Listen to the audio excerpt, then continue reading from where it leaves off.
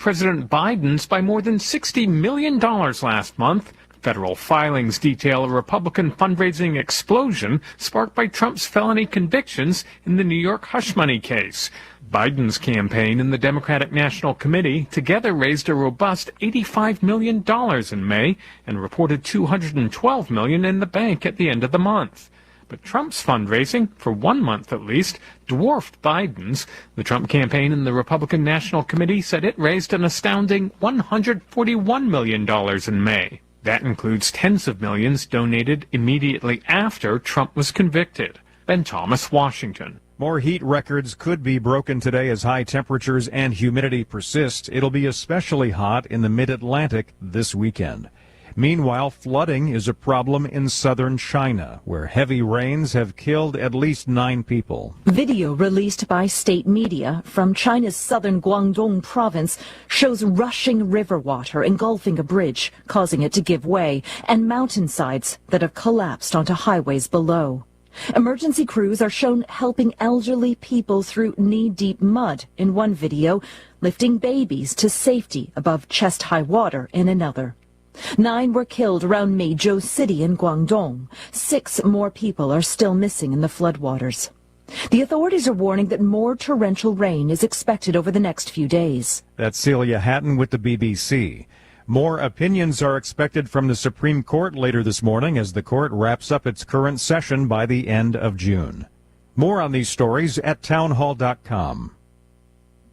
Will you just grin and bear it or bite the bullet when it comes to everyday pain? Don't. Try Relief Factor, a drug-free daily supplement that helps your body fight pain naturally. Relief Factor doesn't just mask pain, it helps reduce or even eliminate it. It's 100% drug-free, it's developed by doctors. In 3 weeks or less, you'll know whether it works for you like it works for me. Try Relief Factor for yourself. Go to relieffactor.com or call 1-800-4RELIEF and save on your first order. That's 1-800-4-RELIEF.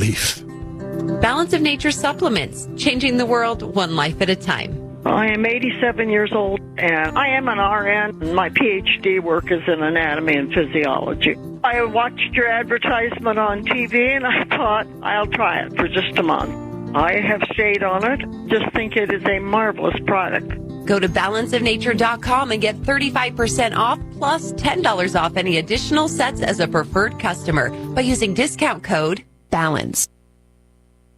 A federal appeals court panel has refused to delay Steve Bannon's prison sentence. The Trump ally is supposed to report to prison by July 1st to begin serving a 4-month sentence for contempt of Congress.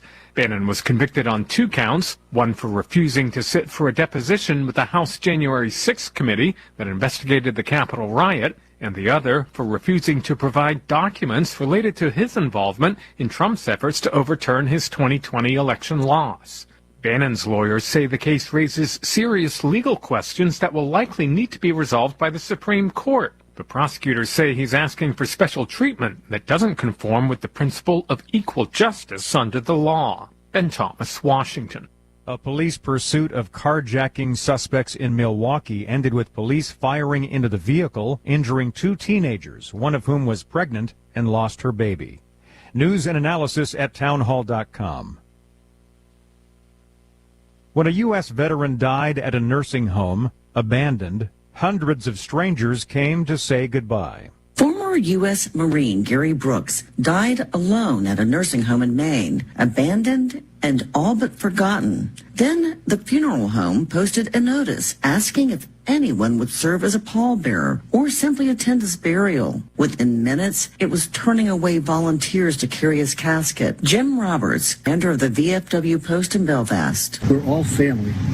All of us who served in the military were all family, so you're never truly alone. Brooks was a regular at the local soup kitchen and always ready with a joke to make the staff smile. Gary Brooks was 86. I'm Lisa Dwyer. President Biden issued a disaster declaration for New Mexico as the state deals with 2 wildfires. The blazes have forced the evacuation of thousands of residents. More on these stories at townhall.com.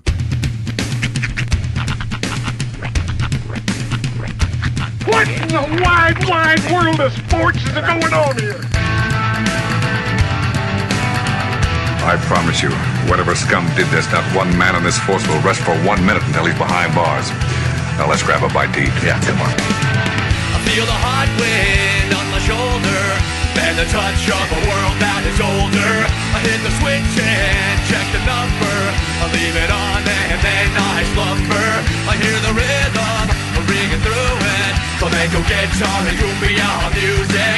I hear the talking of the DJ. The travel listen, what does he say? I'm on a Mexican radio. I'm on a Mexican radio. Broadcasting live from high atop the J.P. White Building in downtown Roswell, New Mexico. It's Mornings with Mike Winters on 106.5 Roswell's Talk FM. Is that what I sound like when I talk? Now, here's your host, Mike Winters. And good morning, one and all. Welcome to Mornings with Mike Winters. I am he. That would be me, Mike Winters. Happy Friday, everybody. Welcome to it. Yes. It is the end of a really, really long week. Yes.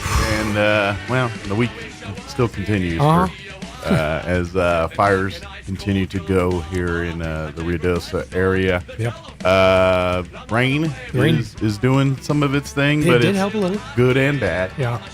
I was looking today. They're looking at like a 90% chance of some more rain today, and they're anywhere from I think I was seeing anywhere from like a quarter to a half inch of rain today. So again, good and bad depending. The burn scar areas, that's going to be a problem, but if it's hitting directly on some of those fires, I imagine that's beneficial. Oh yeah, like I said, you got to take the good with the bad. There's going to be a lot of problem with the smoke that's going to kick up, and then there's ash and all that other stuff. Ash carries embers, and embers can cause other fires. Yeah. There's, of course, lots of things, lots of elements that go into this, but of course, the jumping stuff's probably not as big a problem now because there's humidity and moisture. Everything's wet. It jumps to something that doesn't have enough fuel to keep it going, which is a good thing. Yeah. Definitely a good thing for now. But yeah, it's a lot of kind of hurry up and wait right now. Everybody's kind of just in a holding pattern. Well, still, this is the part where people still keep donating. The Hope Center, all the various others, Encanto, all the places that are housing and helping people right now. Continue to donate. You can donate to the Hope Center, the Armory. Those are places that are accepting items right now. There's a few other churches all around the community are accepting in various ways, shapes, or forms. I would just point of expertise of what I'm seeing now. If you're wanting to donate like water, toiletries, hygiene products, things like that, towels, blankets, a lot of that's going directly to shelters, things like that. Clothing, stuff like that. I'm seeing a lot of the churches are collecting clothing because they have the manpower a little bit better than some of the other areas to kind of sort and size and determine what clothes are serviceable versus which aren't. And so a lot of that are going to the various churches. So look, at your home church, see what they're doing. But if you don't see nothing from them, there's a bevy of First Baptist, Gateway. There's a list of them that are all doing various things in their own ways and capacities to help the community and what they can do. So support where you feel best supporting to help, and together we'll get everybody through this. We'll get folks back home, and like I've been hearing reports, it's going to be at least another week or two before they even consider letting people back in there to see what's left, so to speak. I've shared some more stuff I saw overnight onto our Facebook pages. There's a video from the mayor of Ruidoso talking about they've got things under control. I know you hear reports of some lootings and that kind of stuff, and they've got the mayor's statements basically talking about they've got police, they've got security, they've got people going through checking on stuff. So they're telling people are fine, but I know you're seeing a lot of this and that from various posts and things on social media about I always give the same advice: read but trust sources. Yes. If it's from sources that you're not familiar with, or doesn't have a history of just putting out the facts. Yeah, there's a lot of info out there. It could be misinfo. You never know. And so you, the consumer, have to be a little bit savvy on some of this stuff. And I'm just telling you, if it doesn't do the sniff test, if it doesn't, fortunately, 99.9% people are just out there trying to help in any way, shape, or form. Disseminate information. There's always the 1% that kind of go against that. My brain just wandered to, you know how like when there's the Super Bowl, or like we recently had the NBA championships. That's what I heard. Yeah, I don't follow, but and Boston guys, the one, right? The Celtics for like a day they got to celebrate, and then all hell broke loose. They always print up 2 versions of the championship T-shirt. So that as soon as the game's over, now you can own your copy or your version of whatever. Yeah. But the ones they don't, the ones they print for the team that doesn't win. Yeah, they usually go to like Africa, or something, right? Yeah. Send them our way. Yeah. How cool would it be to have a limited edition Dallas Mavericks 2024 NBA championship T-shirt? I know one dude who would love one of those shirts. I don't know. To lean into the lie. I feel like it would be a little salt in the woundish to them, to those folks. Yeah. How come Zimbabwe gets to have all our collector's editions? That would be good. A bunch of people Reynosa with Dallas Mavericks NBA championship. Just because 10 years from now they'd be wearing those T-shirts, they'd be like, "That's not right." Right, they're worth like millions of dollars now. Everybody's just going and looking it up. Yeah, exactly. It's like I just sold my Dallas Mavericks championship shirt, and now I have a new house. But put Junior through college. It was awesome. But yes, lots of places to donate. Lots of people stepping up and doing the right thing. Yeah. Obviously, with the good, there comes the bad, and there was reports of some activity in the Ruidoso area over the last 24 hours. Breaking, entering, things like that. Of course, you're going to have your bad actors. I'm just going to put this out there. Y'all know this is 2024, right? Yeah, they will catch you. Everybody's got a doorbell camera or some kind of security camera, especially in a place like Ruidoso. In certain areas, I'm sure that weren't impacted. There's probably a camera around this and that. You're just wanting to catch like a bear attack or something. Yeah, you got seen. So don't be surprised. You get a knock on your door a month later. You're going to get got. Yeah, I'm just saying. But you're hearing some of that again. Just like I said, stick with the trusted sources because there's going to be a lot of people saying a lot of things. Exactly. And bad gas travels fast. And unfortunately, that information may have one nugget of truth and a whole lot of opinion. Sure. And that's the problem. And so you got to take some of that with a grain of salt until. Like the cause of the fire and things. I've heard several things. Oh, God. Yeah, that was a fun little conversation to dive into. And you know what? I'm not saying people are wrong or right or anything else. All I'm saying is there's a time and a place.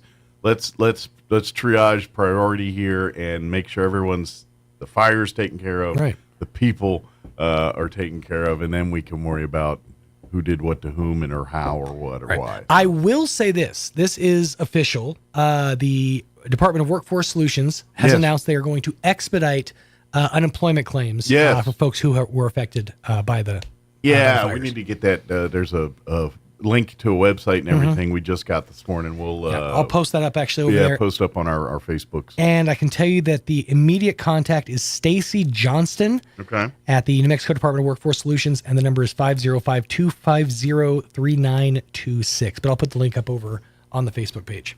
Perfect. Very good. So that's kind of the latest we have now. We'll probably get some updates here in the next couple hours on the actual firefighting efforts. I'm assuming usually they're about once a day. They're popping up with an update once or twice a day. So we'll as soon as we get that update, we'll let folks know and all that good stuff. But I saw a couple of reports on Facebook a couple of days ago when the storms were starting to get bad, and I've seen on our weather reports. Places were experiencing baseball-sized hail. Have you ever seen a hailstone that big? Not in person. Never I've seen lots of pictures later, but yeah. I've never seen a hailstone bigger than like that. Yeah. It boggles my mind. I think personally witnessed maybe golf ball size. I don't think I've seen it in person, but no, I remember. I was still living in the south end of town in my house on Sunset. Oh, and hailstorm. Oh, yeah, and I remember, and it looked like it snowed because there was so much hail. But I remember like zooming in on a few, and there was a couple of them balls that were about the size of a golf ball there. Damn. So yeah, I remember that one. It's New Mexico where you see it. Yeah, we see all the weird weather here. That's true. And usually, right within this 3 week span. Yeah, it always happens. It always happens at one day within 1 week's period of each other. But continue to pray, continue to support, continue to do you to help everybody as we can, as we all have another day of just trying to get everybody safe, secure, and one day closer back to their normal lives here. So. Yes, sir. Let me give you the rundown for today. We're going to replay an interview this hour. I promised to play the Elaine and Toby interview talking about the Daily Record Film Festival in Galacticon. We'll play that for you here this hour. Next hour, we'll have Amy McVeigh-Tejas join us with the Historical Society talking about a pollinator event, a couple other things, what's going on with some of the efforts through, helping out, and a couple of opportunities to get families out and about to maybe take your mind off of some of the stuff going on. Matter of fact, I was just seeing a thing.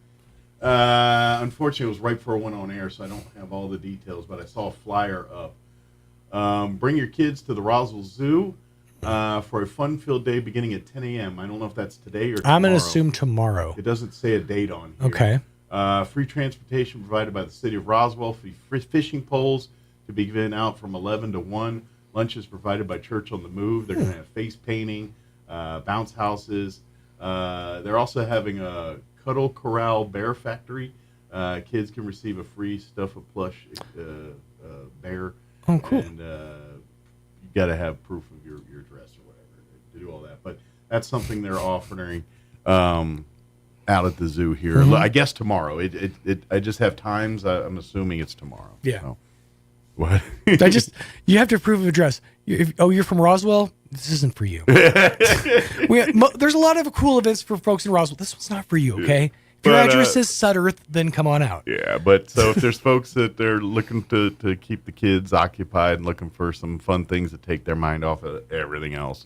There's some there. And there's other stuff going on around, too. I've heard this and that. And like I said, Amy will talk a little bit more about some other things, too, in the 8 o'clock hour. We mentioned it in the Elaine Mayfield interview, but there's 9 museums in Roswell that you could just go and explore and get lost in. Yeah, absolutely. There's lots of stuff to do. And then Crystal Noble will join us from the Humane Society here in the 9 o'clock hour. I'm sure she's got a lot of updating for us.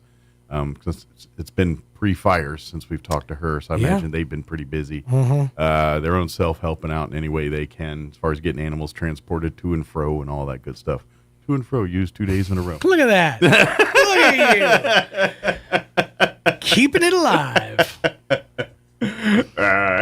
Quit trying to make fro happen. I'm getting some run on my I'm tired of people accusing me of lollygagging when we're clearly I'm dilly-dallying. I put a post up on that. Pretty good, yeah.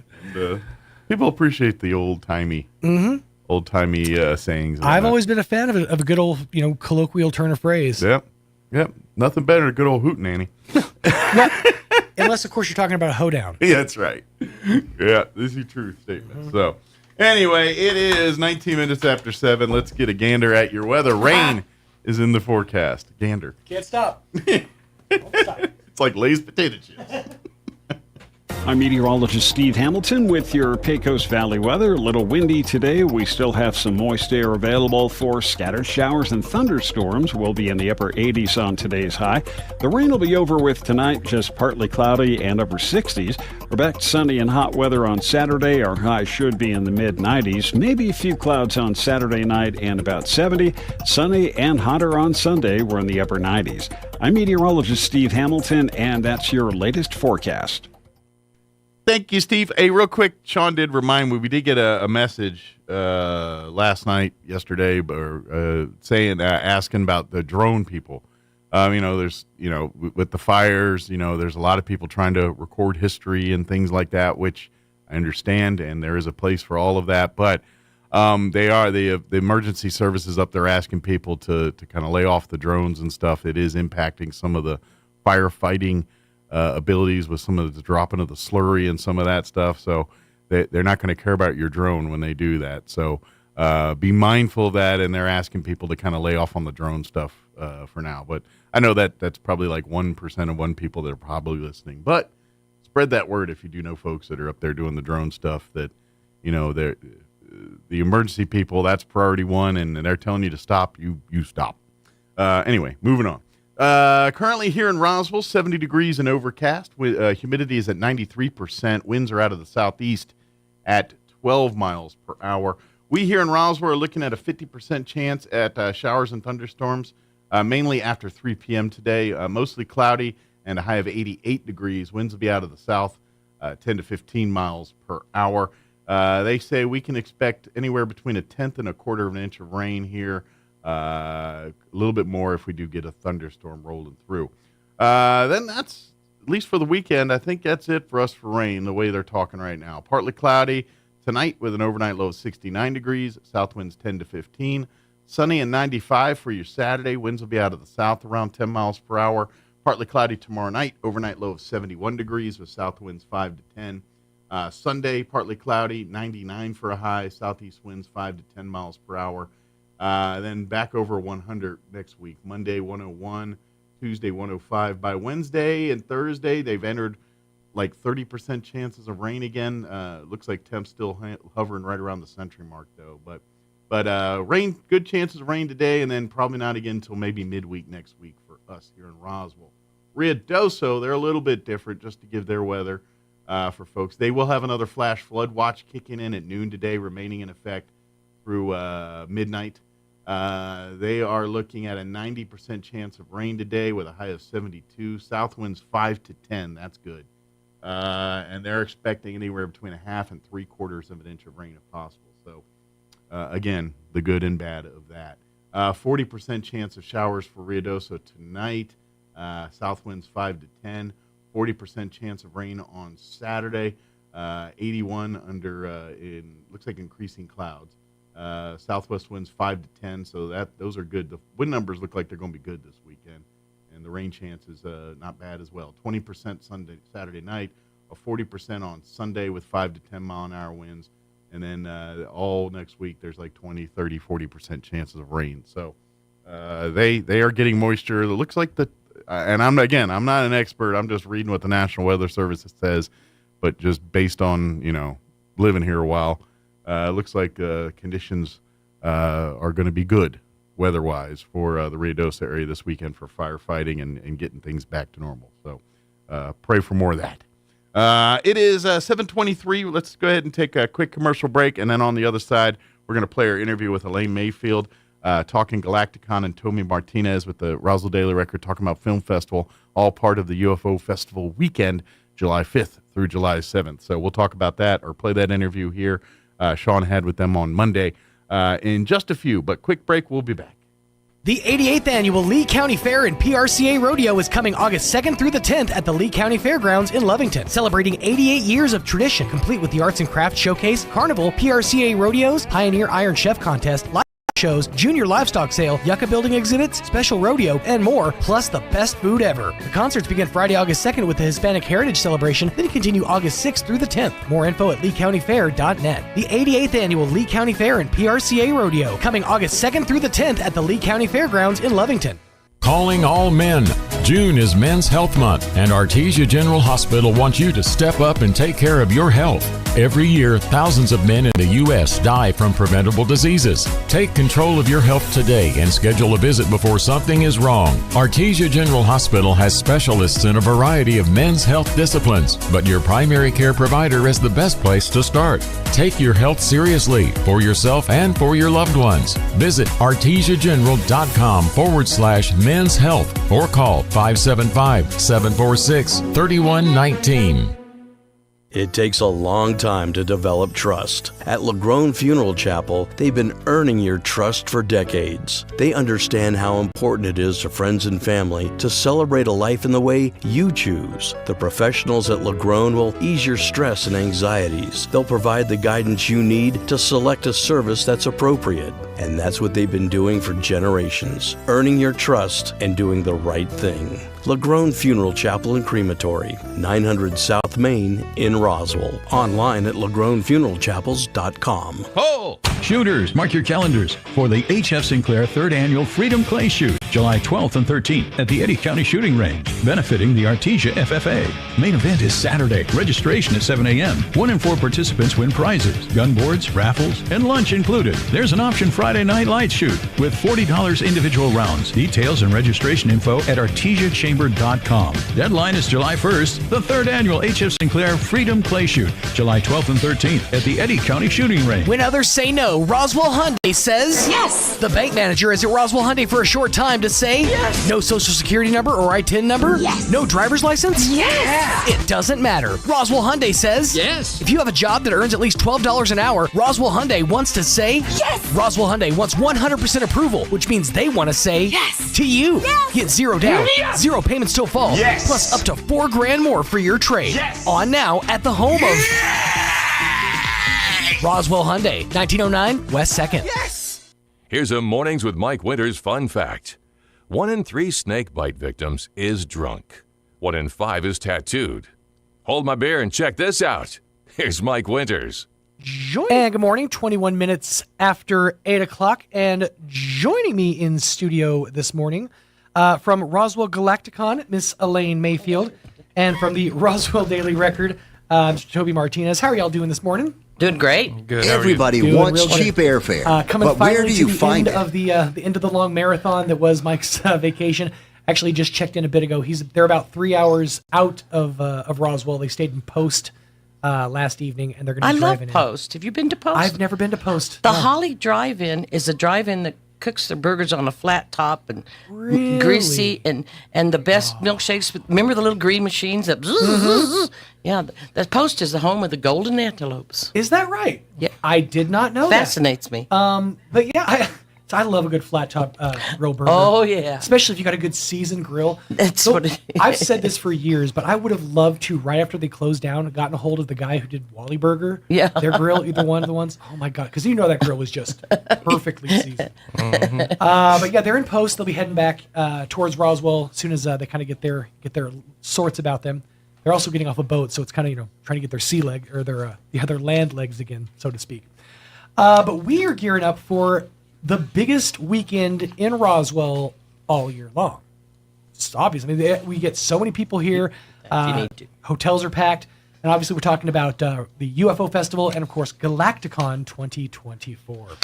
It's coming up real quick. And one of the best parts about this year, and I'm really appreciative of the fact that everybody's working in conjunction this year. Right. Like, it's not... I call it a coalition. A coalition. It's not us against them, against you, against I. It's all for the betterment of Roswell, all to bring tourism dollars to Roswell, all to bring interest and eyes to Roswell so that we can keep building and making this thing a bigger and better, exactly. Better yeah, we're not in it for the money. That's right.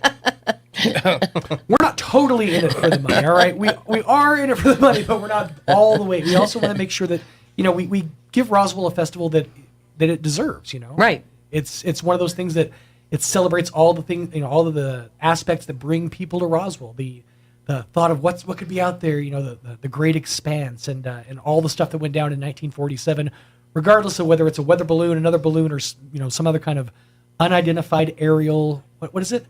Phenomenon. UAP. I should remember that because it's one it's letter. The new word. It's one letter away from. It's the old word made new again. Made new again. There you go. Yeah. Exactly. It's the reamalgamation, so to speak. But it's going to be a busy weekend here in Roswell. It is July 5th through the 7th, and that's going to be happening pretty much all over downtown Roswell. That's right. Yeah, the coalition includes the Main Street Roswell and the UFO Museum, and then up at the Convention Center, which is just 4 blocks north of the courthouse area. And air-conditioned.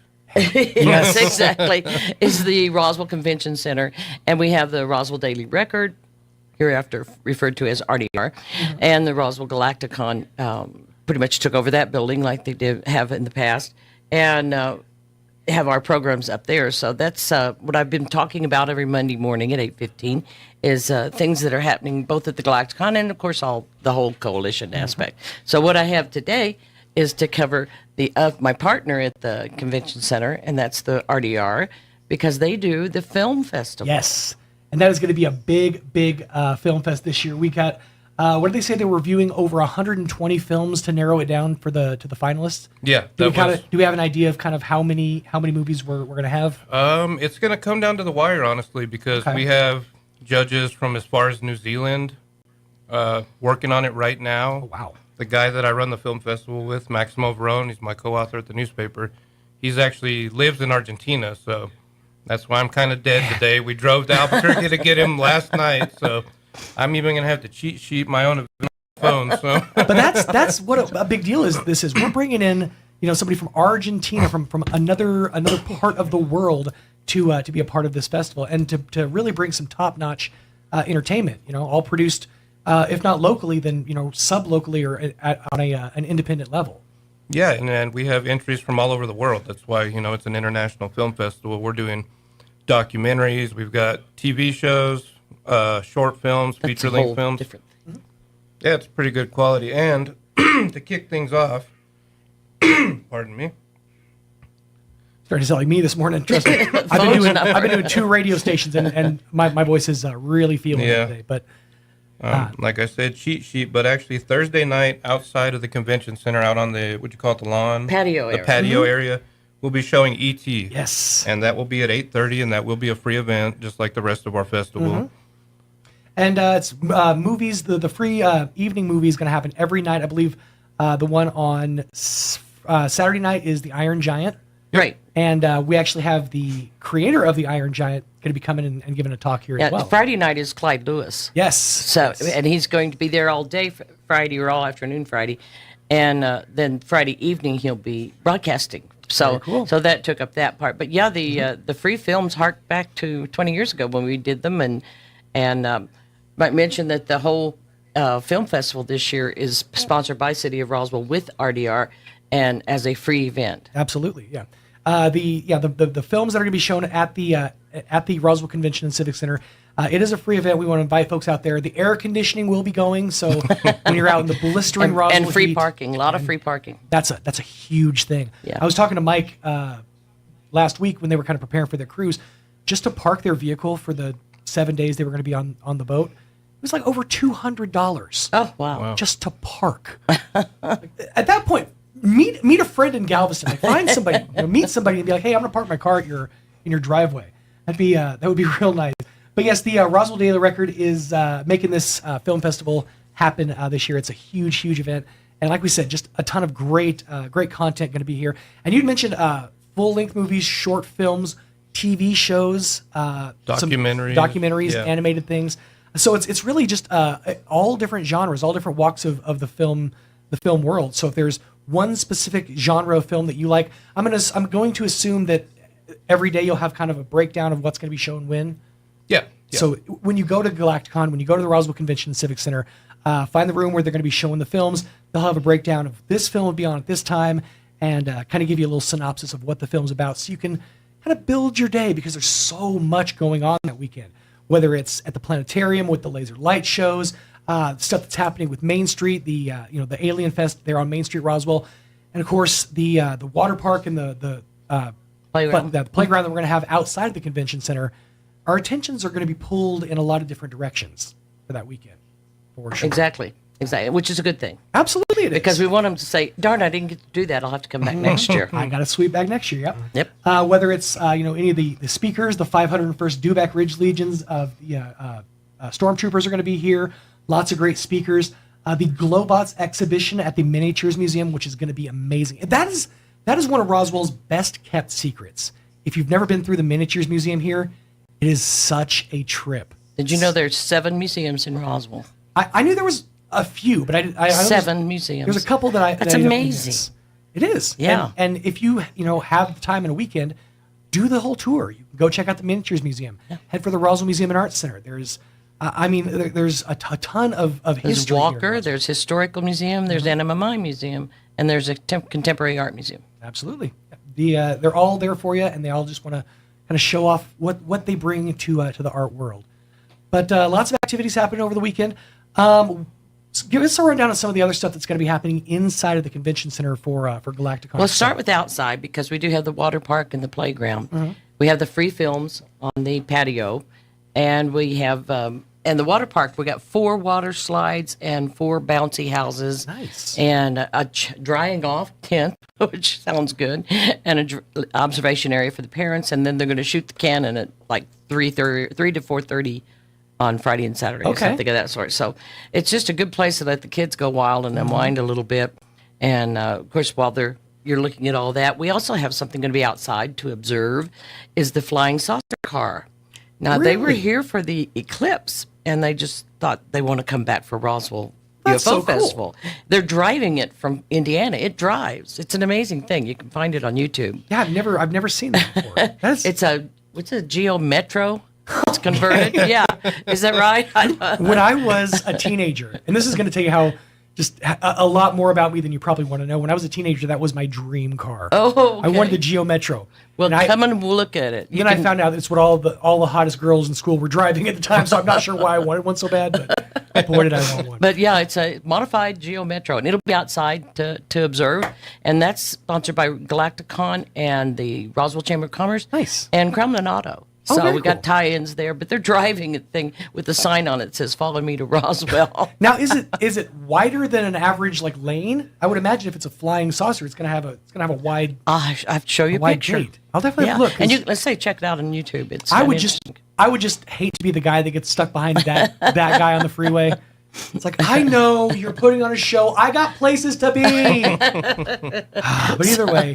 But that'll be observable, and you can get pictures. And we have so many photo ops as well. Absolutely. We have the stormtroopers, as you say, coming through. We also have the working droids by Frank Renda. Yes. And he brought them last year. And they've actually been going to the UFO Museum for a few years, but we finally got him to spread out a little bit and come to us. And the kids, well, everybody dances with them and loves to see them. Good photo ops there. Yeah. Yeah. So, and then inside the convention center as well, we have room A where the council meets is the film festival. Okay. So and they'll be showing films from, I think it's 9 to 6. I believe so. I'm going to shake my head yes. Don't look to him for confirmation. We already said he's going to be no help today. He's just here to fill a seat. And he didn't fly. I'm actually asleep right now. But no, I believe it's 9 to 6 each day. Okay. And yeah, it is 9 to 6. Friday and then Saturday. Friday, obviously, Clyde Lewis will be on at 8. Yeah, so that'll extend it a little bit. So that's all in that first room, which is room A. Room B is our free room, which again was sponsored. And we have speakers and maybe Clyde Lewis in there that evening, just depending on how we arrange things. And anything else that's kind of interest, a workshop or a panel talk and things of that sort. And then in the main hall, which we now have the whole main hall, the city stepped back this year, so I went down and rented the other half. Nice. And so we're filling it up. Okay. But we're about a third gaming. Gaming is just getting bigger and bigger. Really? And You hear that, Roy? Yeah, Roy is a part of it. Roy is doing the video game part of it. Yeah, absolutely. Excellent. Like he did last year. And we also have another new business in town that's Frost Giant. They're taking part as well. So we love involving the community. We have to kind of pay homage to and accept the fact that we are a tourist community. Yes. So it would behoove Roswell to set up businesses that, cater to that tourist community, things that offer experiences. Spaceport Roswell, for example, another great place to have, those experiences. You can, experience VR there. Bricktown, another great little spot right there in downtown. The spacewalk just off, on East 2nd Street. Definitely. There's all these cool little experiences, and those businesses know we're catering to a tourist community, and that's really right. where you're gonna make that bank. Absolutely. I'd also recommend the UFO tour. Yep, and if you've never, Paul Simonis down there does a good job, great job. even Out of Bricktown. Even if you're a local and you've never been, because I've lived here for, it's weird. This is where I've actually spent the majority of my life is in Roswell. So I'm technically a lifer, but I've never been on that UFO tour. I've never gone out into the desert, never seen that area. And it's a very immersive tour because they put you right in the spot where everything happened. That's absolutely. And a lot of really great information from the docents that are on that tour. So just a great opportunity. A lot of great stuff happening there in downtown Roswell as well with Main Street Roswell's Alien Fest. And have a lot of, we're closing down 2nd to 5th, is it? Yes. I believe. It'll all be open to, 2nd to 5th, it'll all be open to vendors that'll be out there on the streets. They'll have lots of food There's trucks. a stage on each end. The stage on the north end is right by the courthouse there. The courthouse is kind of the center area. Right. And we also have a cultural stage with the Tejano bands on the south end, which is new this year and exciting. That'll be down closer towards 2nd Street is where you'll find. Actually, it's going to be past that. It'll be like First and Main. Okay. Or Walnut and Main. So, one of those two. right there at that little, right where the downtown area is. It's kind of by El Toro Bravo. Okay. So kind of in that little spot right there. There'll be a stage there as well. So that part's closed off too. So there you go. So lots of stuff happening downtown. A lot of local vendors, a lot of folks selling some craft items, handmade goods, and also just some really cool one-of-a-kind items. Yeah. If you're looking for a gift for somebody. Well, again, we have the merch hall at the convention center, but it's lockable, air-conditioned building. We keep saying that, but it's important. But those are like maybe jewelers that want to lock up and go to the motel in the evening. But there's vendors there, merchandise, collectibles, artwork, books, things of that sort. And then there's also vendors on the street that have all kinds of things. Yes. Blow up alien dolls and jewelry, fine jewelry, things of that sort. So I watched a video over the weekend. It was just talking about this theme restaurant. There's a UFO themed restaurant. And this guy was making such a big deal out of, they have the glasses that make your eyes look like. I'm like, we have like 60 shops in Roswell that sell those. It's not that big of a deal around here, but to those folks who are into UFOs, and this is like their tour of a lifetime. That's the chance for them to to have those experiences. Well, like I've said, there's a lot of sides to the whole UFO Roswell. There's the silly, like you said, the glasses.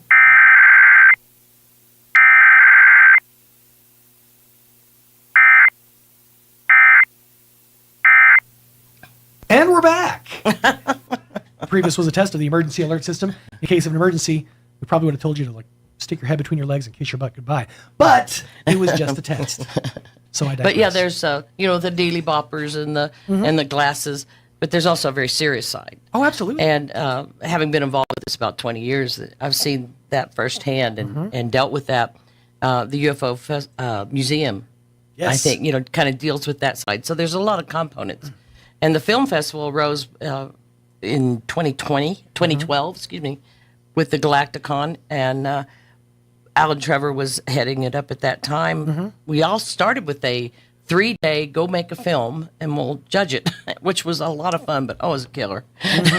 But anyway, he had moved to the C&M in Roswell, and it just was kind of staying out there. Nobody was passionate. And then Toby comes along, and normally he's passionate.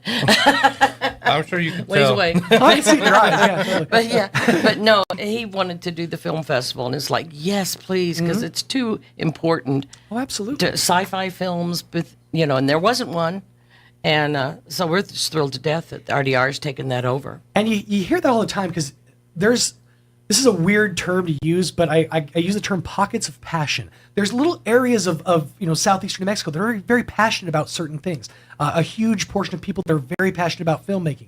There's a lot of folks who are very into the music scene here in Roswell and southeastern New Mexico. And for those people, that's their entire world. And so it's having the people who are able to kind of organize and bring all of that together so we can celebrate it. That was the missing piece. And that's where you come in and it kind of amalgamating it all together so we can celebrate it as a whole. And that's what I've always said. You got to have the passion, and we did not have anybody with the passion. So. Yeah, and it's been interesting. We have a lot of the directors and actors and actresses will come out that are in the films. Last year we had Eduardo Sanchez, who's famous for directing the Blair Witch Project. Sure. Came down, and we did a special screening of that, and he stayed afterwards and told stories. So it's pretty fun. Kind of excited to announce this year, for anybody that doesn't watch the Discovery Channel, they filmed a show here back in March. Really? Yeah, it's called Alien Encounters, Fact or Fiction. Okay. So we will actually be bringing out one of the co-hosts of the show, Chrissy Newton. Nice. And that show premieres this Wednesday at 9 p.m. on Discovery. Oh, very cool. And there will be some locals in there, along with people brought from outside. You'll have a chance to watch it when it premieres on TV, and then you can come out if you have questions for the people who are involved in the making of it. Absolutely. That's awesome. That's one of those. It's kind of like with Clyde Lewis. There's people who are very passionate about Clyde Lewis's show, and they listen every single night or every time he's on, and they got questions.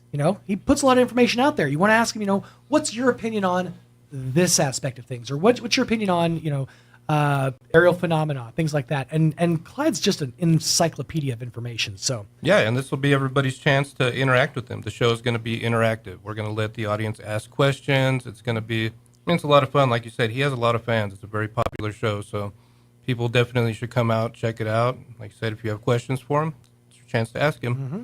Absolutely. And also the planetarium going to be getting involved with the Laser Light Show, doing the Grateful Dead show. Always fun. If you haven't seen Pink Floyd. The Pink Floyd. Last year, that show, it completely blows your mind. It does. That's the best. It's so cool. And I like, one of my favorite things to do is when they do second Saturday at the planetarium, we take the kids out because, they show a movie on the planetarium on the big screen.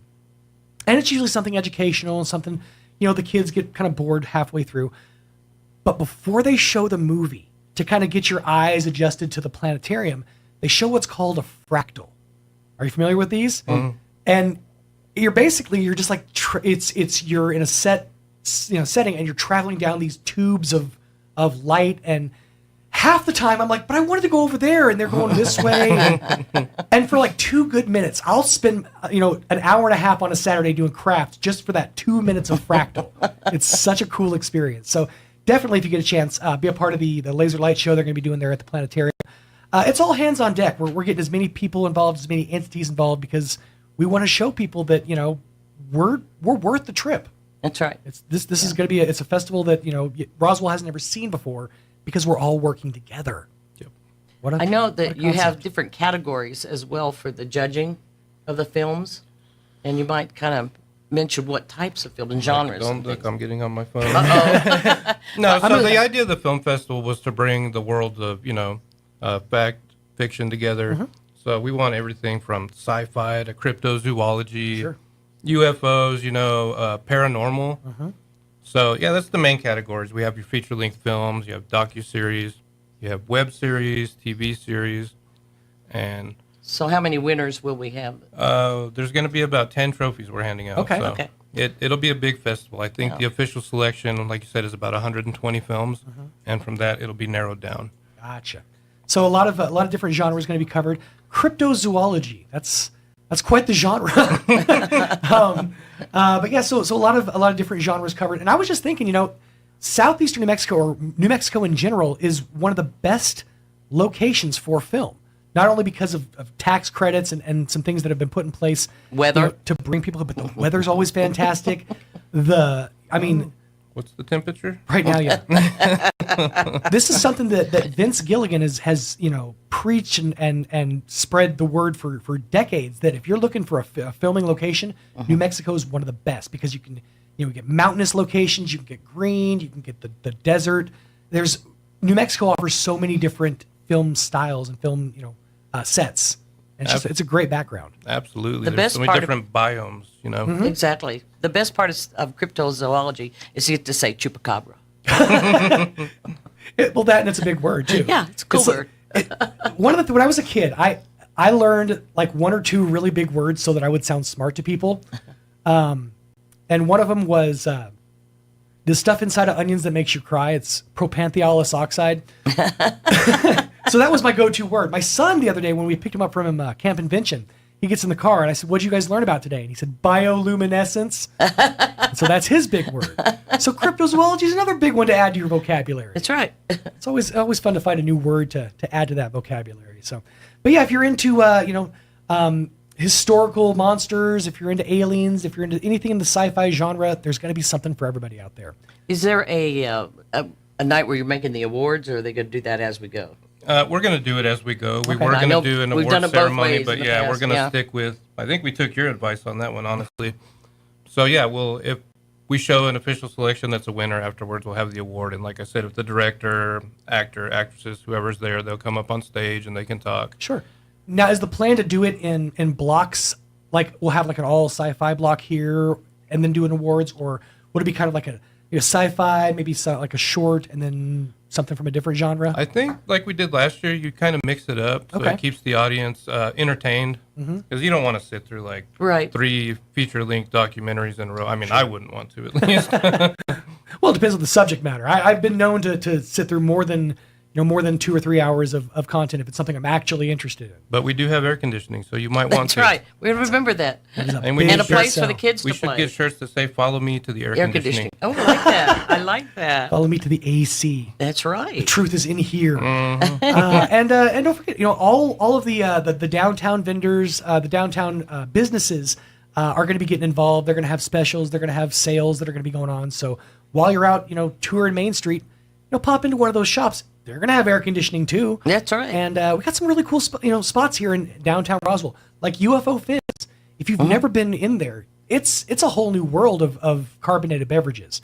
And I am a man who loves a good carbonated beverage. So you can find all kinds of cool stuff in that spot. There's different gift shops around downtown Roswell. So really something for everybody. Even the vendors and on the street and in GlaxCon, half of them are local. Mm-hmm. So, absolutely, yeah. Right here in our own backyard, and they're usually, you can find them around Roswell if you know where to look, right? Or if you get them on Facebook and say, hey, where you parked today?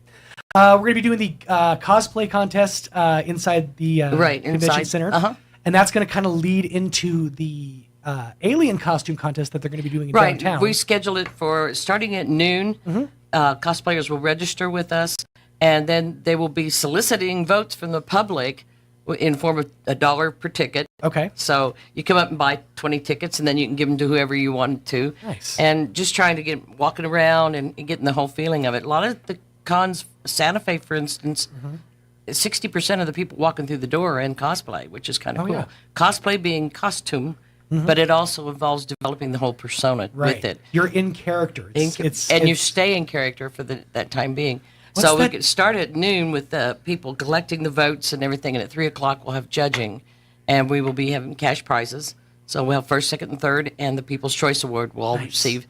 And that'll end, say, 4-ish, but the costume contest for the Alien Festival downtown is at 6, so that you can go move on to that. So you're still in costume or cosplay. You've probably taken it off and toweled down a little bit beforehand. We have air conditioning though. So some of those costumes don't though, and you put that much foam rubber on it. Definitely, it's a little sweaty. So then we have the parade at 8 o'clock. So you can kind of have a full day of costume, and that's kind of what we planned. So I was trying to think of the term that Mike uses when they do the graveyard. Historical graveyard things around the fall time. It's called Chautauqua. Yes. When you imbue the character that you're portraying. So a bunch of Chautauqua happening. There's some Chautauqua going down. You're just going for the word. That's all. That's right. That's right. So if you're into costumes, if you're into dressing up, pick out something. I would recommend something light. Maybe not a lot of foam rubber. I wouldn't necessarily dress up as the alien from Alien for this festival, unless of course you really have a penchant for sweating. In which case, go nuts. But then the alien costume contest and the ending with the parade. And the pet costume contest is going to be happening there. Pet contest is Saturday morning, Yes. And GlaxCon's been doing that for a few years because we partner with the Real Pickles Kennel Club, and then our new sponsor this year is Wildlife Emporium. Oh, very nice. Wildlife Safari Animal Emporium. That's I think that's where I think that's where my friend got his reptile tank. Yes, generally speaking. Yes. But so that's awesome. And definitely we do the pet costume contest early in the day before 9 o'clock in the morning before it gets too hot for the critters. Yeah. So a lot of chances to get dressed up, to dress up your pooches. And by the way, they love that. Dogs, cats, they love putting costumes on. Cats especially. I've always kind of had a little problem with putting costumes on animals because I can't necessarily get consent from them. It's like I'm going to put this bonnet on you. Just don't bite me, okay? That's we've had bedazzled lizards and and different critters like that, chickens once. And one time I had a horse painted green. Really? Yep. That just seems cruel. I don't know. I'm not here to judge, but that just seems And also a very what was it Kermit said? It's easy to be green. It's not easy being green. Yeah. No, it's not. No, it is not. But sure, paint your ponies and bring them out to the Please don't.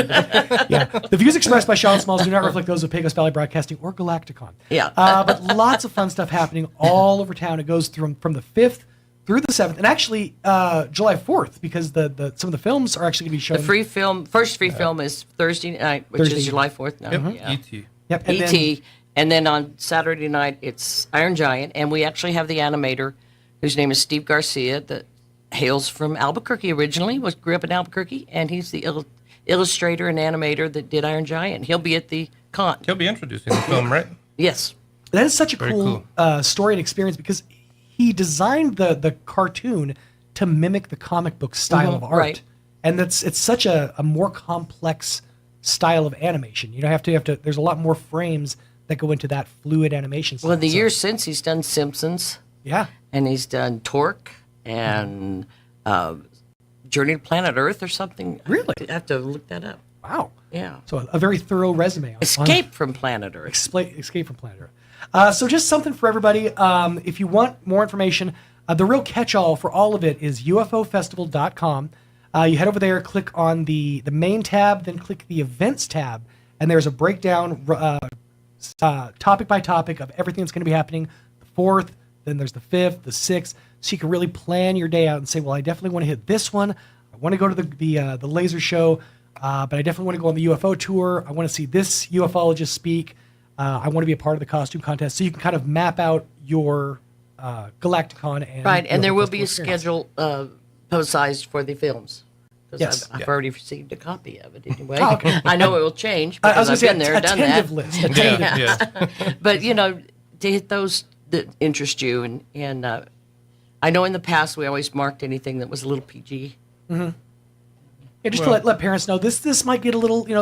There may be some violence. That's involved. more than the gore, the possibility there. Most of that's going to be edited out since it's a free event. We want people to feel comfortable going into anything that we're going to show. That's true. That's true. Well, until of course you're showing the sci-fi stuff, and then you want to feel uncomfortable, but not uncomfortable about the language. A certain type of uncomfortable. I just want them to feel uneasy, not uncomfortable. That's what we're going for. But get the skin crawling a little bit. Exactly. Yeah, there you go. There you go. UFOfestival.com is the catch-all for all the information about Galacticon, the Main Street Roswell's Alien Fest, the stuff happening there at the UFO Museum and Research Center, all the stuff downtown. It's so much. Right. There's so much to do. So if anybody who says that weekend, or really any weekend, there's nothing to do in Roswell, smack them upside the head, then send them to UFOfestival.com. Would you please? We'd appreciate that. Did we get it all? I think we knocked it all off? Yeah. We'll take Anything a else nap, there would on you? the film? Huh? Anything else on the films? I think that's it. I'm excited about it this year. This is great. Well, there you go. Thank you guys so much for your time. Please get some sleep. It's going to be a busy weekend. We need you well rested. And we'll have you back next Monday. Right. To as we kind of get closer and closer. Yeah, our theme next week is the gaming portion. Okay. Cool. So maybe we have And Roy pop cosplay, in and talk a little bit. Very cool. Again, UFOfestival.com for all the info that you need to know. And it's going to be big. Thank you guys so much. Thank you. Yeah, thank you. Appreciate you.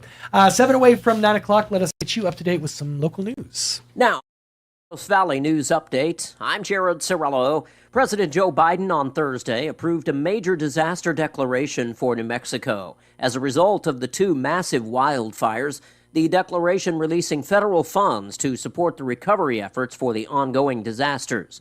All areas of the state of New Mexico are eligible to apply for assistance under the Hazard Mitigation Grant Program, which provides aid for actions taken to prevent or reduce long-term risks to life and or property from natural hazards. You can apply online at disasterassistance.gov or call FEMA during their normal business hours.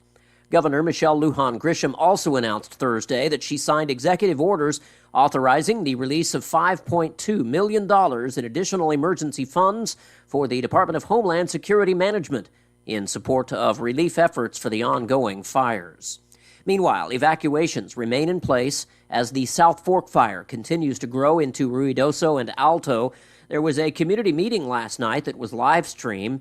The north and eastern sides of the blaze are a focus for the crews on Thursday. The crews continue working to construct fire lines as they try to minimize the fire growth. P&M said they have de-energized parts of the village. The Salt Fire is actually two separate fires that have scorched more than 7,000 acres. Evacuation centers are open at the Mescalero Community Center Gymnasium and the Inn of the Mountain Gods Convention Center. Livestock can be taken to the Mescalero Rodeo Grounds. If you need help hauling livestock, call 973-1394. You're up to date. I'm Jared Sorello. News this hour from townhall.com. I'm Greg Clugston in Washington. It'll be another few days of sweating out record-high heat for millions of Americans. A heat wave is wrapping its muggy arms around the U.S. from the Midwest to New England. The National Weather Service says record hot temperatures will continue over the Midwest and Ohio Valley, expanding to the Mid-Atlantic. Heat and humidity could send heat index readings above 100 degrees in many locations. We're going to generally be in the mid-90s. National Weather Service meteorologist Cody Ledbetter. For it to happen this early in the season is a bit abnormal.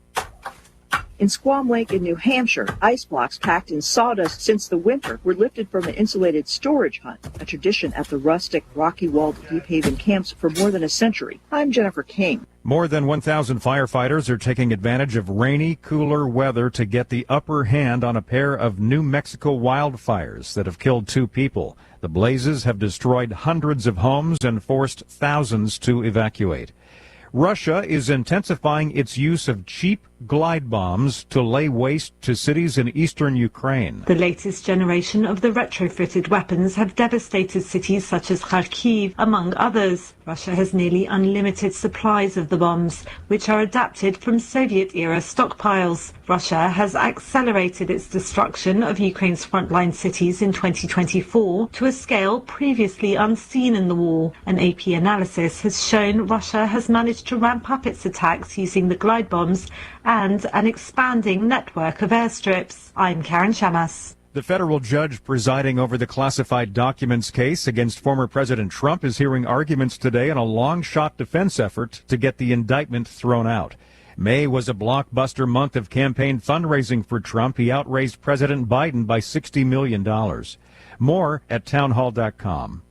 Government debt is now exploding by an unprecedented $1 trillion every 90 days. Think of that. It's a clear sign that our nation's finances are spinning out of control, and it's putting the savings of every one of you at risk. Hello, I'm Lance Wallnow, a news analyst. Here's an important message from the Diabetes Solution Center. Do you like pricking your fingers to test your blood sugar levels? No one does, but it's important to maintain your health. And now, by wearing a small remote device called a continuous glucose monitor, or CGM, you don't need to prick your fingers anymore. It's easy to use and helps you make more accurate diabetes treatment decisions. If you are testing your blood sugar 3 or more times daily, injecting insulin, or using an insulin pump, call the Diabetes Solution Center right now. And if you have Medicare or most major insurance coverage, you may be able to get a new CGM at little to no out-of-pocket cost. Shipping is free, and we'll even bill your insurance company for you. If you are testing your blood sugar 3 or more times daily, injecting insulin, or using an insulin pump, call the Diabetes Solution Center right now to learn how to end the painful finger sticks and get your own continuous glucose monitor, or CGM, at little to no out-of-pocket cost.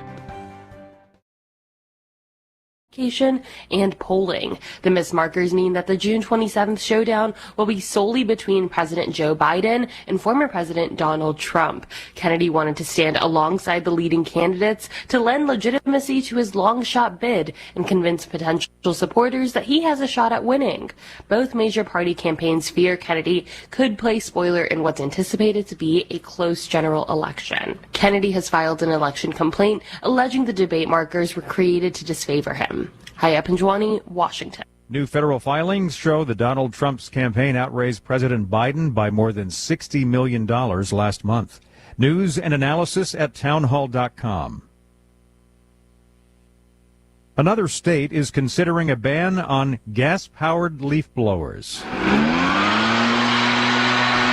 Don't you hate hearing that sound on a weekend morning or when you're trying to sleep or when you're entertaining outdoors? New Jersey is the latest state to consider banning gas-powered leaf blowers, but would still allow their use during peak cleanup times in the spring and in the fall. About 100 U.S. communities have tried to limit leaf blowers. Some are getting pushback from the landscaping industry and from individual homeowners who say battery-powered leaf blowers cost too much and they don't work as well. I'm Jackie Quinn. Ukraine residents are learning to live in darkness. For the past 3 months, the country has dealt with rolling blackouts as Russia intensified strikes targeting Ukraine's energy infrastructure.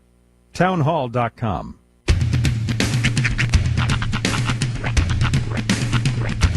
What in the wide world of sports is going on here? I promise you, whatever scum did this, not one man on this force will rest for 1 minute until he's behind bars. Now let's grab a bite to eat. Yeah, come on. I feel the hot wind on my shoulder and the touch of a world that is older. I hit the switch and check the number. I leave it on and then I slumber. I hear the rhythm ringing through it. Flamenco guitar and cumbia music. I hear the talking of the DJ. The travel witch said, what does he say? I'm on a Mexican radio. I'm on a Mexican world radio. Broadcasting live from high atop the J.P. White Building in downtown Roswell, New Mexico. It's Mornings with Mike Winters on 106.5 Roswell's Talk FM. Is that what I sound like when I talk? Now, here's your host, Mike Winters. And good morning. It is 6 minutes after 8 o'clock. Welcome to hour number 2. The Deuce. Mornings with Mike Winters, right here on 106.5 Roswell Talk FM. Happy Friday. Say it loud and say it sweetly. We made it. Yes. To the day. That is the last day of the work week for many. Hopefully you get some time to enjoy a weekend of fun. Yeah, time to get away, just do something for yourself and for others. Yeah, a lot of that. A lot of that going on. And keep it up, keep it going. Let's keep donating, supporting, volunteering as we get requests and offerings. We share and spread the word as quick as we possibly can. Absolutely. I know we've added some more stuff. I know. I think we've uploaded some links for the stuff about the disaster relief, the aid, the financial aid stuff. That it was just in the local news a few minutes ago here too as well. So, yeah. For those that applies to, get in there and get to applying. So, something else I'm gonna mention. Just shot right out of we mentioned it last hour. They are kindly requesting anybody, and obviously, with technology being what it is, some folks are like, well, let's send the drone up. Maybe we can survey some of the damage and see what's going on.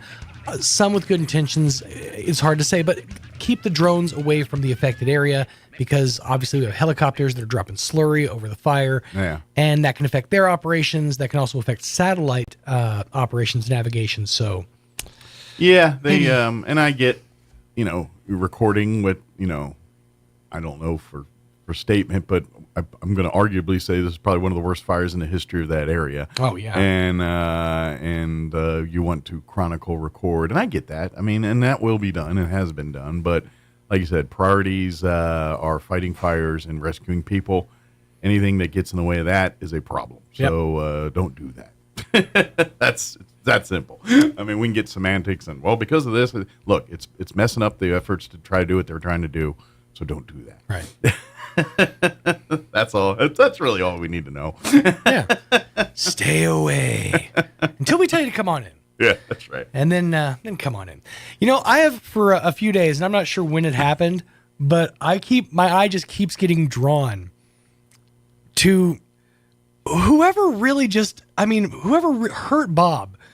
this is maybe one of the worst things I've ever seen. It's been sitting there staring at me. And I have not noticed it till you just pointed it out. But it's horrific. For those who aren't on the video or can't see, somebody took our little fake cockroach and stuck it in the half ripped off head of our Bob the alien over here.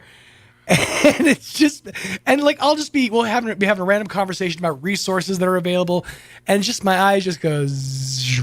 It's got a very The Last of Us look to it. It really does.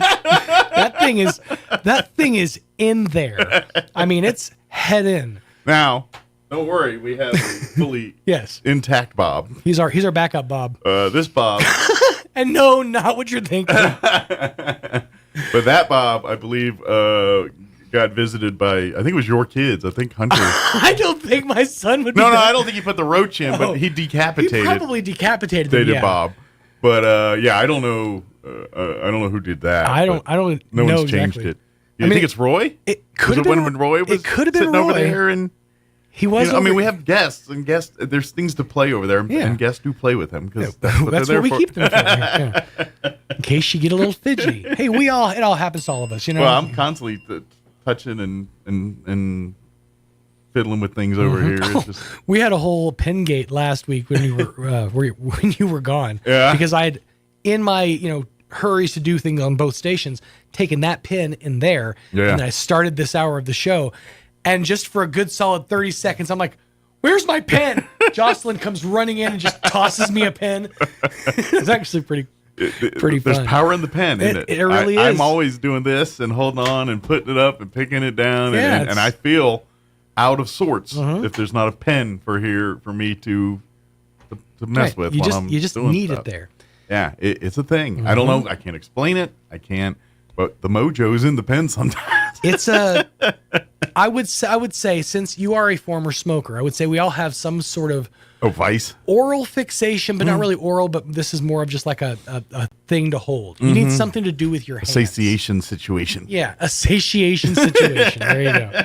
We all just are looking for something to do with our hands, whether it's messing with a bell or fidgeting with a spinner, whatever it is. Yeah, that's why we got the toys of the trade. This is very much me. So, yeah, absolutely. But we are going to have Amy McVeigh-Tays join us in just a few at the Historical Society. Got a lot to talk about, including the pollinator party at the zoo tomorrow, which might be part of some of the stuff we were talking about earlier, where they can make, but they were talking about games and things and for the kids to do. Sounds like it might be tied in with the pollinator party event. Nice. Because they've got you can make plant pollinator plants. Say that 3 times fast. Plant pollinator plants. That's tough. Make bird feeders. That's fun. Hang bat houses. This is just fun to say. Bug abode. And arts and crafts. I haven't been through in a while, but we have a pretty cool little butterfly aviary there at the zoo that was set up just the last year or so. Yeah. And it's a great facility. Yeah. It is really nice. The gardens, they've done a lot. So, but they are having a pollinator party tomorrow. We'll talk about that because that's a big multi-organizational little city event that's going on there. Dress up like a bee and just show up. I'm here to pollinate. That's right. Plus, we'll talk. They got a Dine to Donate 2-night event coming up in July. Yes. And of course, we do have Heritage Dinner in August. So, a couple other things to talk about too with her. So we'll do all that. It's a bit of a stacked card. A lot of stuff, and and maybe a bit of a respite from fire talk and everything else. A lot. Again, if you're looking to get involved, I always steer you to our Facebook page and stuff. As we see, we share and post and spread the word. There is a bevy, which is good. So many folks, churches, organizations throughout the community are doing what they can in their way, shape, or form. Find your best way to get involved in the ones that mean the most to you, and let's do this. That's right.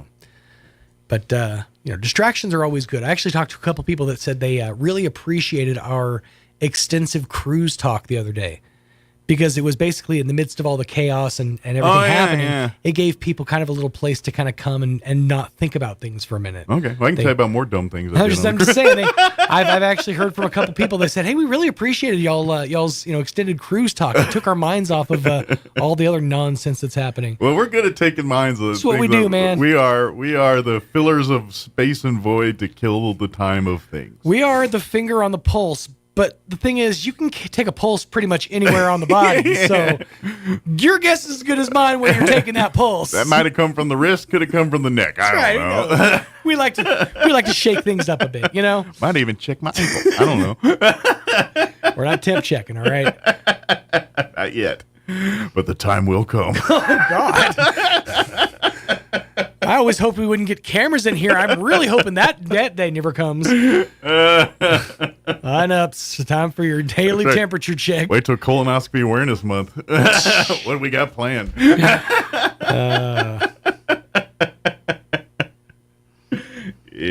that's what we do. So I'm glad there's some people that do take enjoyment in that. So, yeah, good. I'm glad we can help. I'm not good at a lot of things, but I can do that sometimes. That's right. So. Jaw jacking, we got it. Absolutely, but yeah, and again, I keep getting amazed and happy and pleasantly just feeling the love of what this community and what New Mexico has done. I keep seeing, like, you turn on the kind of the Albuquerque news at night, watching, and of course, the fires are in the forefront of those conversations as well, too. As you know, we're national news at this point with the Ruidoso fires. Matter of fact, I'm not gonna read it, but Greg just sent me texted me a picture of the email that was sent to President Biden regarding the I saw state something emergency. just come in right before I went on air, and I had a chance to read it.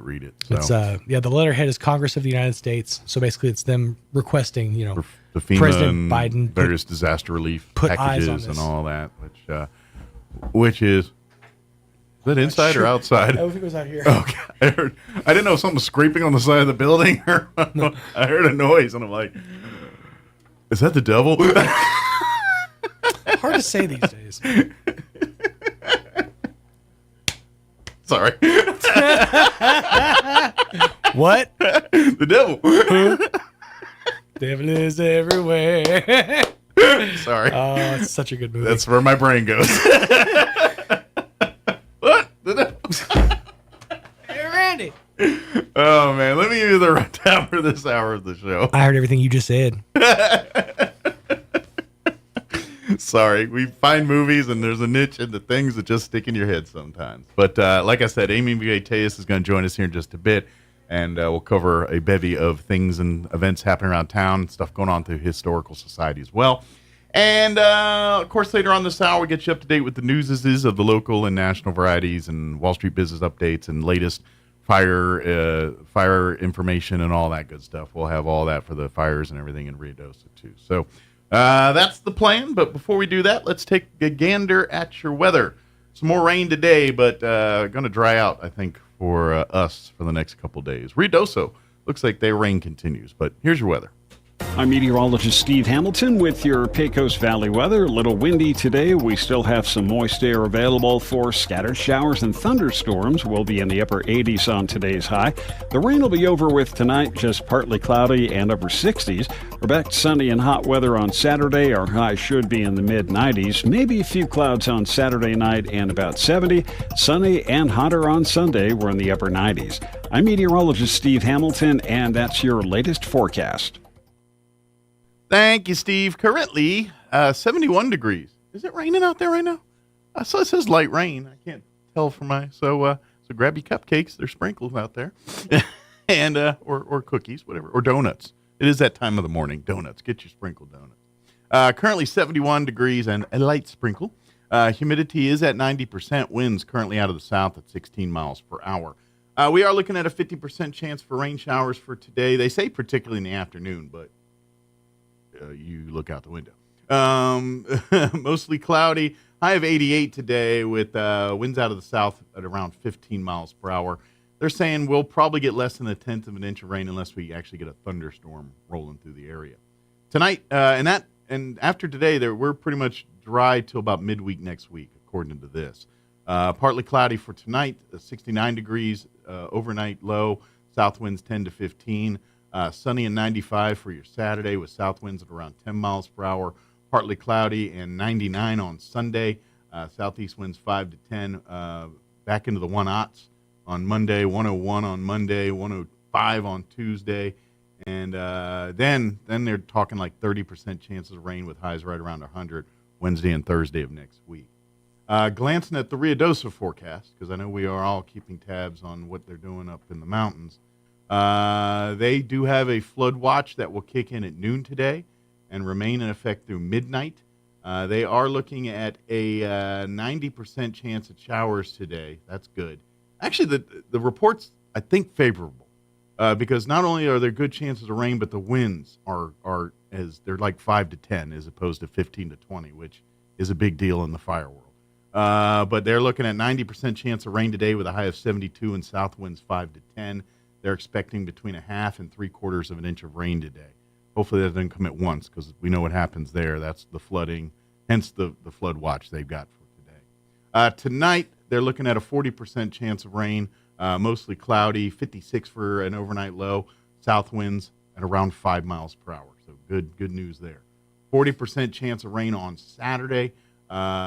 Increasing clouds and a high of 81, southwest winds 5 to 10. Once again, low winds. 20% chance of rain Saturday night. Again, southeast winds 5 to 10. Sunday, they're looking at a 40% chance of rain. Winds around out of the southeast 5 to 10. 30% Sunday night, a 40% on Monday. And so, and their rain chances continue through next week as well. Tuesday, and then looks like they get maybe not even Wednesday either. So Wednesday, Thursday, they got rain chances all week. But the good news looks like to me is 5 to 10 mile an hour winds for the weekend here. So all of that I think is very beneficial for firefighting efforts and getting some of the work they're going to have to do and are doing right now out there. So, all right, it is 8:20. We're going to take a quick 3-minute commercial break, and then Amy Bouvier-Tejas will join us, and we'll talk about pollinator parties and Eaton and historical society and all that good stuff up next. Don't go away. You're listening to Mornings with Mike Winters. The lyrics at the opening of a Jeremy Camp song called Christ in Me confesses this. In this obsession with the things the world says makes us happy, can't see the slaves that we are. In all the searching, all the grasping, like we deserve much more than all the blessings we're holding. So now I'm running free into an ocean of mercy unending. So come and empty me so that it's you I breathe. I want my life to be only Christ in me. So I'll fix my eyes, 'cause you're my source of life. I need the world to see that Christ is in me. What a great song. James chapter 5 gives a warning to those who have way too much. Do you ever consider yourself rich? Whether you think yourself rich or not, at the heart of this warning is the concept of focus. Are we focused on the things of this world or on the things above? Do we use our wealth that God gave us anyway, whether big or small, for His glory or for ours? Do we use what we have for our good alone or for the good of others? Christ never once condemns the rich, but He calls those who have been blessed to share those blessings and give God the glory. As the lyrics of the song profess, I need the world to see that Christ is in me. Join us at the Country Club Road Church of Christ for worship at 10 a.m. on Sunday, located on the corner of Country Club and Washington in Roswell. Innovation, service, integrity, and knowledge. J.S. Ward and Son Insurance Agency. Auto and home, life and health, personal and commercial. Bonds too, since 1925. We have the coverage for you. Innovation, service, integrity, and knowledge. J.S. Ward and Son Insurance Agency. Hey, Mark. Morning, Sam. Having the house remodeled? Nah, I got termites, and they're chewing the place up. Welcome to the neighborhood. I've got them too. Really? Yeah, just had a termite treatment put in. You did? I didn't see a lot of digging around your house.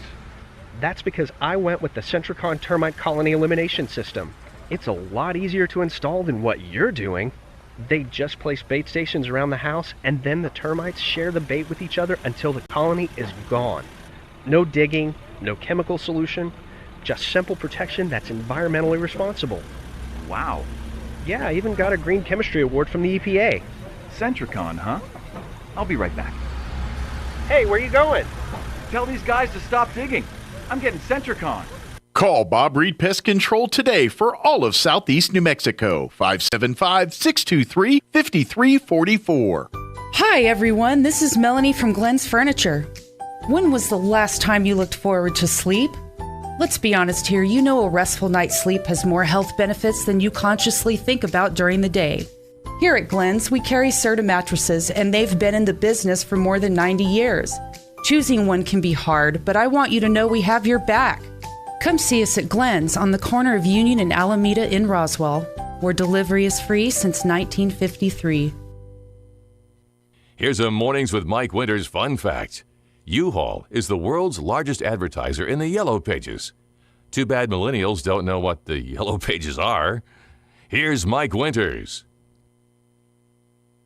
And good morning. It is 24 minutes after 8 o'clock, and joining us in studio this morning from, well, she wears many hats, but we'll just call it her Historical Society for Southeast New Mexico hat here today. Amy McVeigh is back with us. Of course, you do have family with you, Landon as well, who here, your grandson, which Daddy is actually busy. He's a firefighter. He's a mountain firefighter, so he's up in the hills as we speak, doing yeoman's work up there, slaying the dragons. As he would say, he's doing what we do. Right. Absolutely. So, G was curious before we talk about that. How's been communications back and forth? I know we were talking a little bit off air, but what kind of experience? I'm sure it's spotty at best when you do get communication from him. But how's that experience been for your family so far? Well, there's just concerned communication. Mm-hmm. So we send out a lot of love, and I know when they're hard at it, they can't do what they want to do. They do what they have to do. The priority is there to fight the fire, and they check in when they can. What we've seen is when he gets a moment, he tries to send as many messages out as possible, knowing when he's in range, we'll get him. When he finds a spot that's got a little service, yeah. And I know he calls, Alec calls him. His wife Samantha, when he can, giving her updates and stuff. But I think that the texts come through, and that's the most important thing. Updates. We get them usually early in the morning, but I know they don't always go through. Absolutely. So you know what? It's getting better. Well, and this is kind of if I could do a quick advertisement for some other stuff. For folks that listen to this show regularly, one of the folks we have on, Jim Tucker, who is a Skywarn weather coordinator, when we do our spotter trainings and classes, most people know him from that. But his other equally large hat is ham radio. And those guys are integral resources right now where those cell towers aren't and where things are. What's the one form of communication that gets through all that? Old school ham radio. And so they are vital in getting communications back and forth to the workers, to evacuees, to whoever needs to connect. That's really probably one of their most effective ways to do that right now. So a tip of the cap to those folks. And so when we come on and they're having coffee at 7 o'clock on a Saturday morning at the barn fiddling, this is why they're fiddling. Good for them. That's amazing. And so big thank you to those guys. Well, on behalf of the Historical Society for Southeast Mexico, and I'll speak on behalf of the Morning Garden Club, I love our community. We've lived here our whole lives. Through the darkness, we always shine. And I just challenge everybody to not let a tragedy pull us together. On behalf of character counts in Chaves County, we just need to get over ourselves and prove. We've already proven ourselves, and sometimes I think we get in our way. So on behalf of the Morning Garden Club, we're going to bring on some sunshine. My Sunshine Sisterhood is listening, and we're going to bring some joy. But the joy comes when we take care of our community and allow ourselves an opportunity of a joyful Saturday. Absolutely. How about that? Does that make sense? And I would even argue, if you want to get poetic here. Yeah. The Pollinator Party is kind of like a regrowth of what we're losing. You know what I mean? It's like, the fires are devastating here, and we can't regrow and do it there yet. I bet we will though. And hey, let's start showing some love by let's get in plants, and we'll do it here at our zoo while we're doing. We would love to have some of our displaced folks, if you're looking for a place to feel normal for a minute, to hang out with the kids and let them plant some plants and build bird feeders and do all this kind of stuff. Do things that kind of take your mind off of the other stuff. We've been planning this for months. Yeah. And it just so happens. This is going to happen regardless. Timing is impeccable. Yeah. Landon and I, we worked last year's, right, Landon? Yeah, are you a pretty good? Do you have a green thumb, Landon? Are you pretty good at planting, and do you have good success there? We do our best, right, Landon? My thumb is black as can be, so don't worry if you don't have success. Everything I touch turns to. I don't want to start the Morning Garden Club women, but I'm not so great myself. Fan, but we do our best. I'm a fan, but I'm probably not good to be a member because I do more harm than good. But I will applaud with my black thumbs on the sideline, saying good job. Well, I do want to give a special thank out to Vicki and Jim Burris and Vicki Hobson and all the Morning Garden Club. And then the amazingness. It's too long and we've got too much to talk about, but I can't tell you the impact that we've had just pulling together, and I can't keep up with these amazing ladies pulling together resources to make sure that it's even greater. From collecting fishing poles to fishing to getting more booths to the library standing up to stepping up to booths to blessings. The event has kind of evolved and grown as the situation arises here. But Mike, the Historical Society's booth all along was going to be the blessings table. We didn't really want you to have to do anything. We just want you to receive blessings. Sure. Well, our blessings have expanded and expanded from super soakers to bubbles to pens to pencils to backpacks, stuff that kids and families would love to have. Yes, have summer fun with. Now we want to share the love, so we don't want one person to come take 25 items, right, Linda? Yeah, that's right. One for all. But we do have, and we have bags, so that once they're doing all these activities, so we're very, very excited. I think everybody's trying to communicate, and I think there might have been a little bit of incidental miscommunication. So let's say it on live radio. We need to make sure the pollinator party is this Saturday, June the 22nd, tomorrow, from 11 to 1. So through social media, share your updates. I think we've seen some things out there mentioned in. Now let's be clear on when gates open at the zoo and stuff. But our event, the pollinator party, is from 11 to 1. You will enter in that main entrance of the zoo. And shout out to the city of Roswell. It won't cost them a penny to get in. Thank you for those. Absolutely. A lot of blessings. Doing the free Saturday. But the list is long and distinguished of blessings, including the Roswell Chamber with some snack blessings. And just a lot of Chamber's good at, I don't know where we keep them, but there's always a bottle of water somewhere around that place.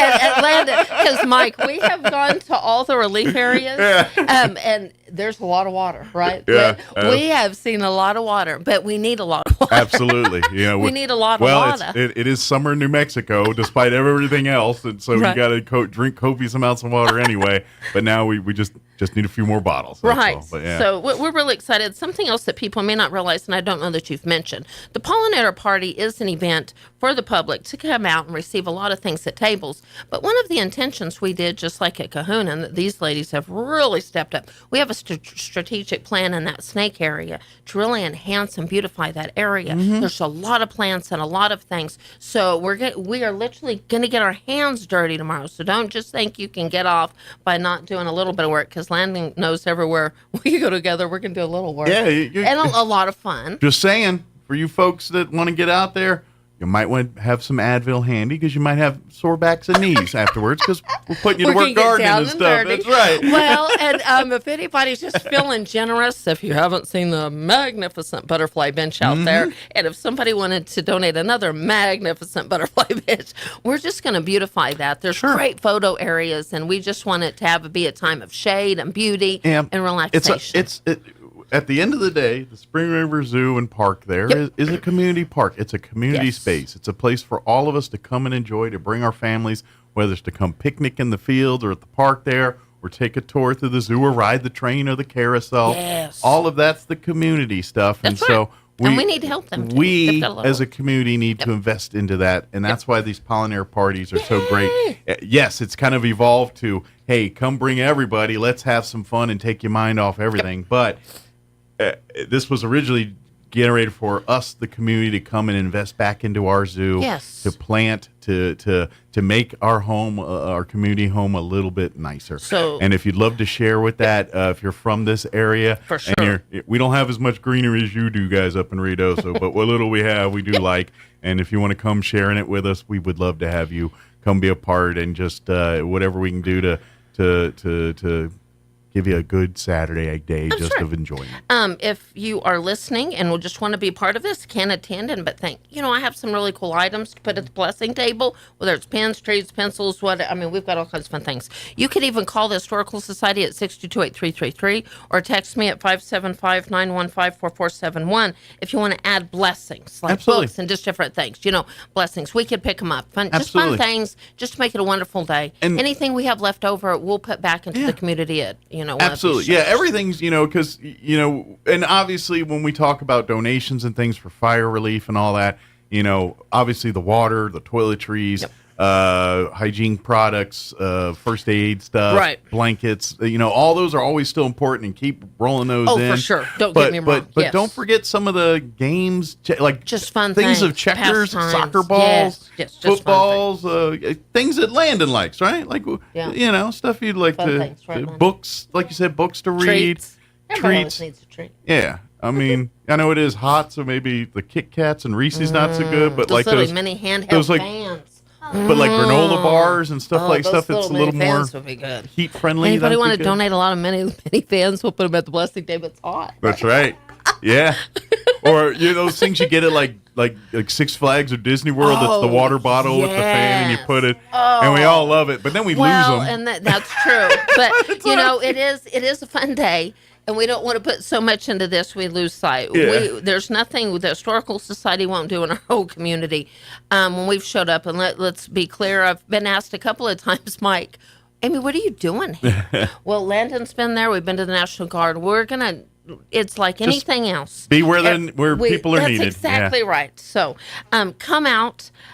Huge shout out. I know our sweet, precious my sunshine sister, is listening, Whitney, and just a huge, let's enjoy this pollinator party and have a great afternoon. But then we can show up to help too. Absolutely. And by the way, this is a family fun event. So bring the kids, bring mom and dad, come out, you can start, and even if gardening's not your thing, they're building like the bird feeders and arts and crafts project. A lot of crafts. Bug abodes. Are you a bug guy, Landon?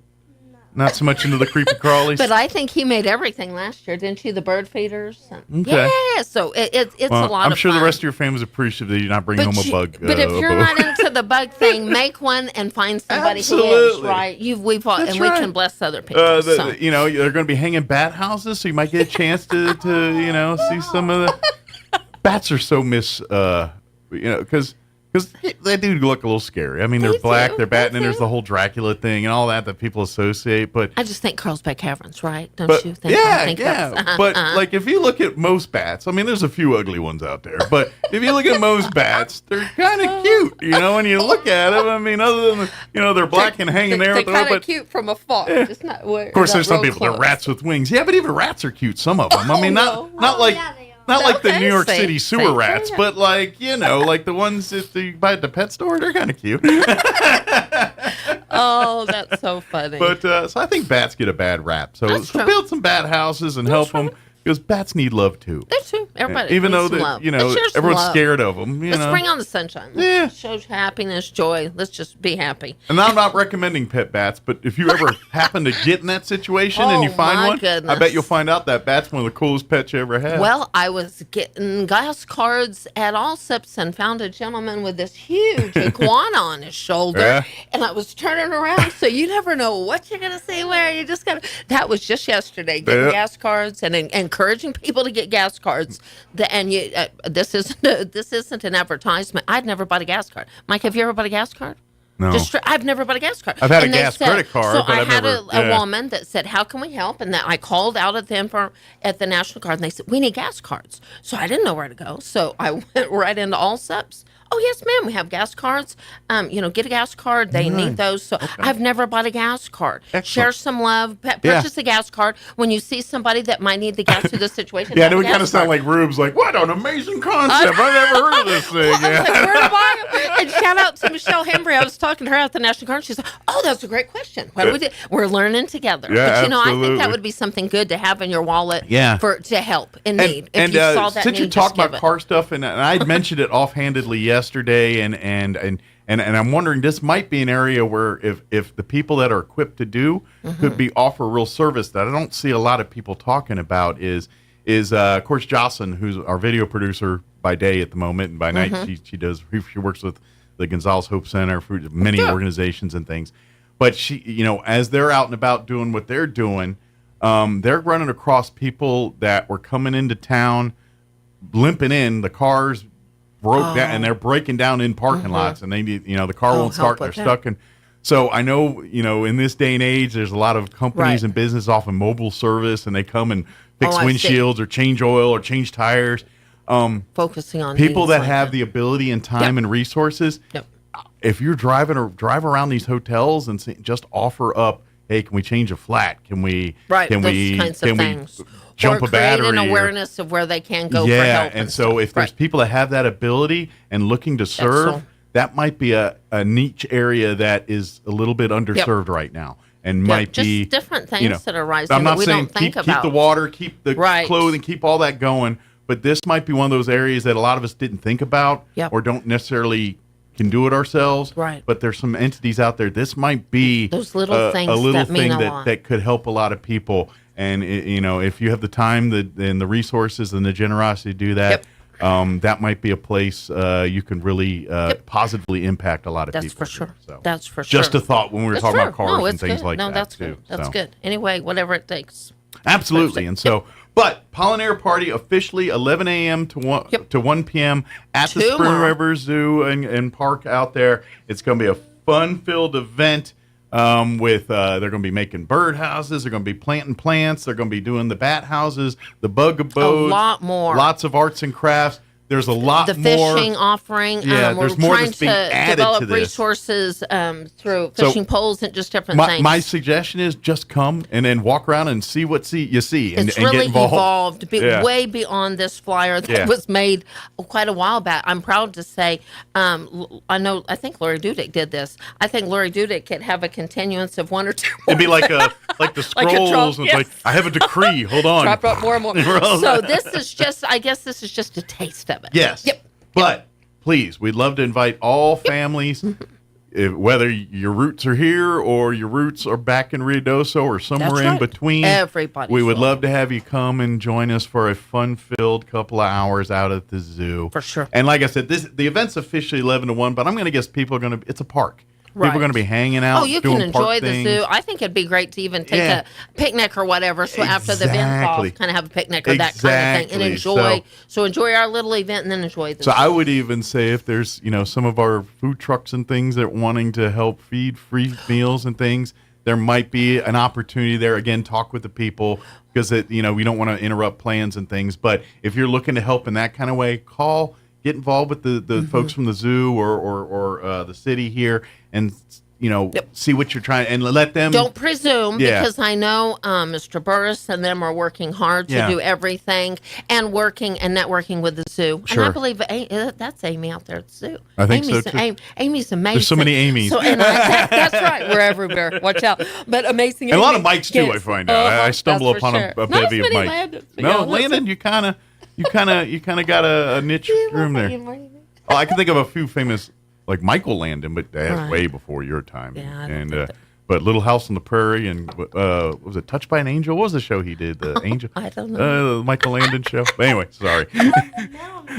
Yeah, Landon's like, what are you talking about? These? What is that? Is he back around with George Washington? Was around? He probably don't want me to say his middle name on the air. Do it. It's Landon Cole. See, when I say Landon. You know what?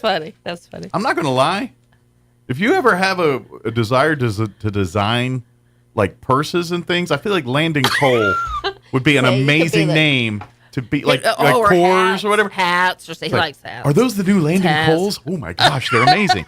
That's what your name has that in my head. You never know what we're going to talk about on the radio. So you go, watch out. We'll be talking about purses. Glasses, those Landon Coles are so last year.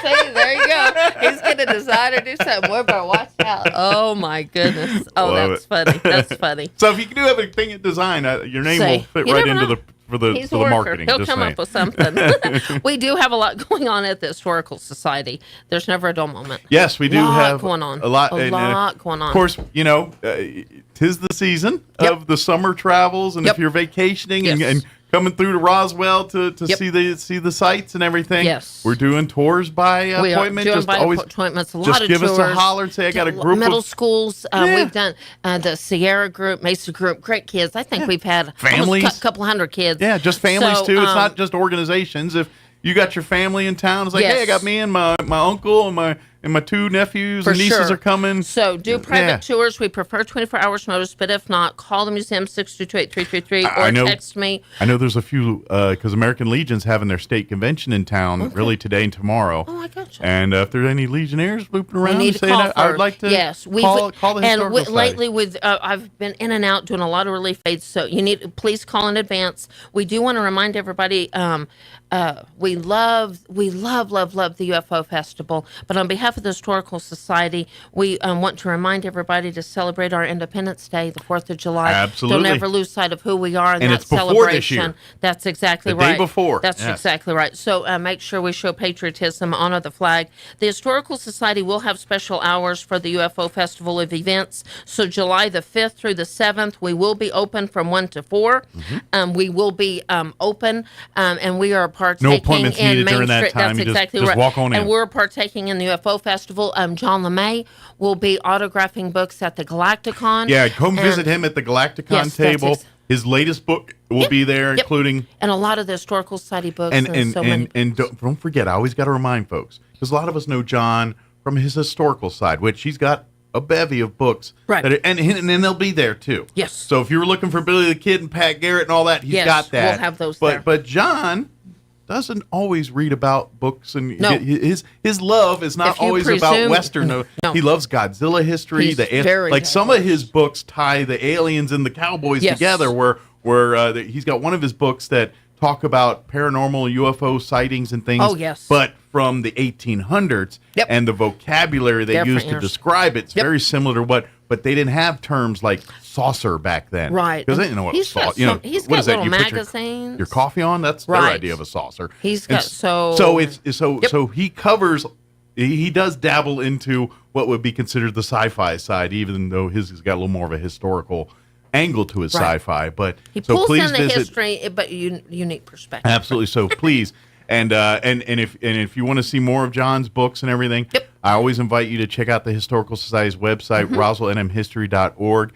You can find all his books on Amazon too. But and John will tell you this, he would prefer if you get it through the Historical Society locally because John will get his paycheck, don't worry. But a portion of that goes back and helps us. Well, and you can get it autographed. So you can order online, get a John LeMay autograph, and send it anywhere in the world. We can personalize it and do we know can John. Do some fun we know things. we can make that happen. Let me tell you, if you purchase some books, he'll be autographing or doing pretty much it, so we can offer and herd prints. We just and John were loves shipping to talk some too. herd So if you were prints a fan of his books, or maybe you've read some and you want to.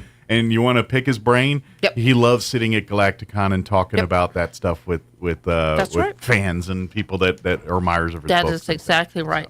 A couple of dates, Mike, that I didn't send printouts on to is our Texas Roadhouse night. The next in July is July the 9th. It's a 2-night event, right? Well, on July the 9th, no, it's a one-night event. It's just a unique. Flyers are different. I thought it was a 2. I saw and it threw me off when I looked. The flyers are different. So July 9th, you have to have your flyer. Yes. So July 9th. Then the next day on July the 10th, at the Historical Society for Southeast New Mexico, we will have our ribbon cutting and facade grant presentation of our new signs at the Historical Society. So that's on July the 10th. They're awesome. It's been a little bit of a trek to get it there. And I love a challenge. But it's things there. just aren't easy. We're working on it. We're doing the final touches. It's not fully completed yet, but it will be. And we're working on some grounds. So mark your calendar on those.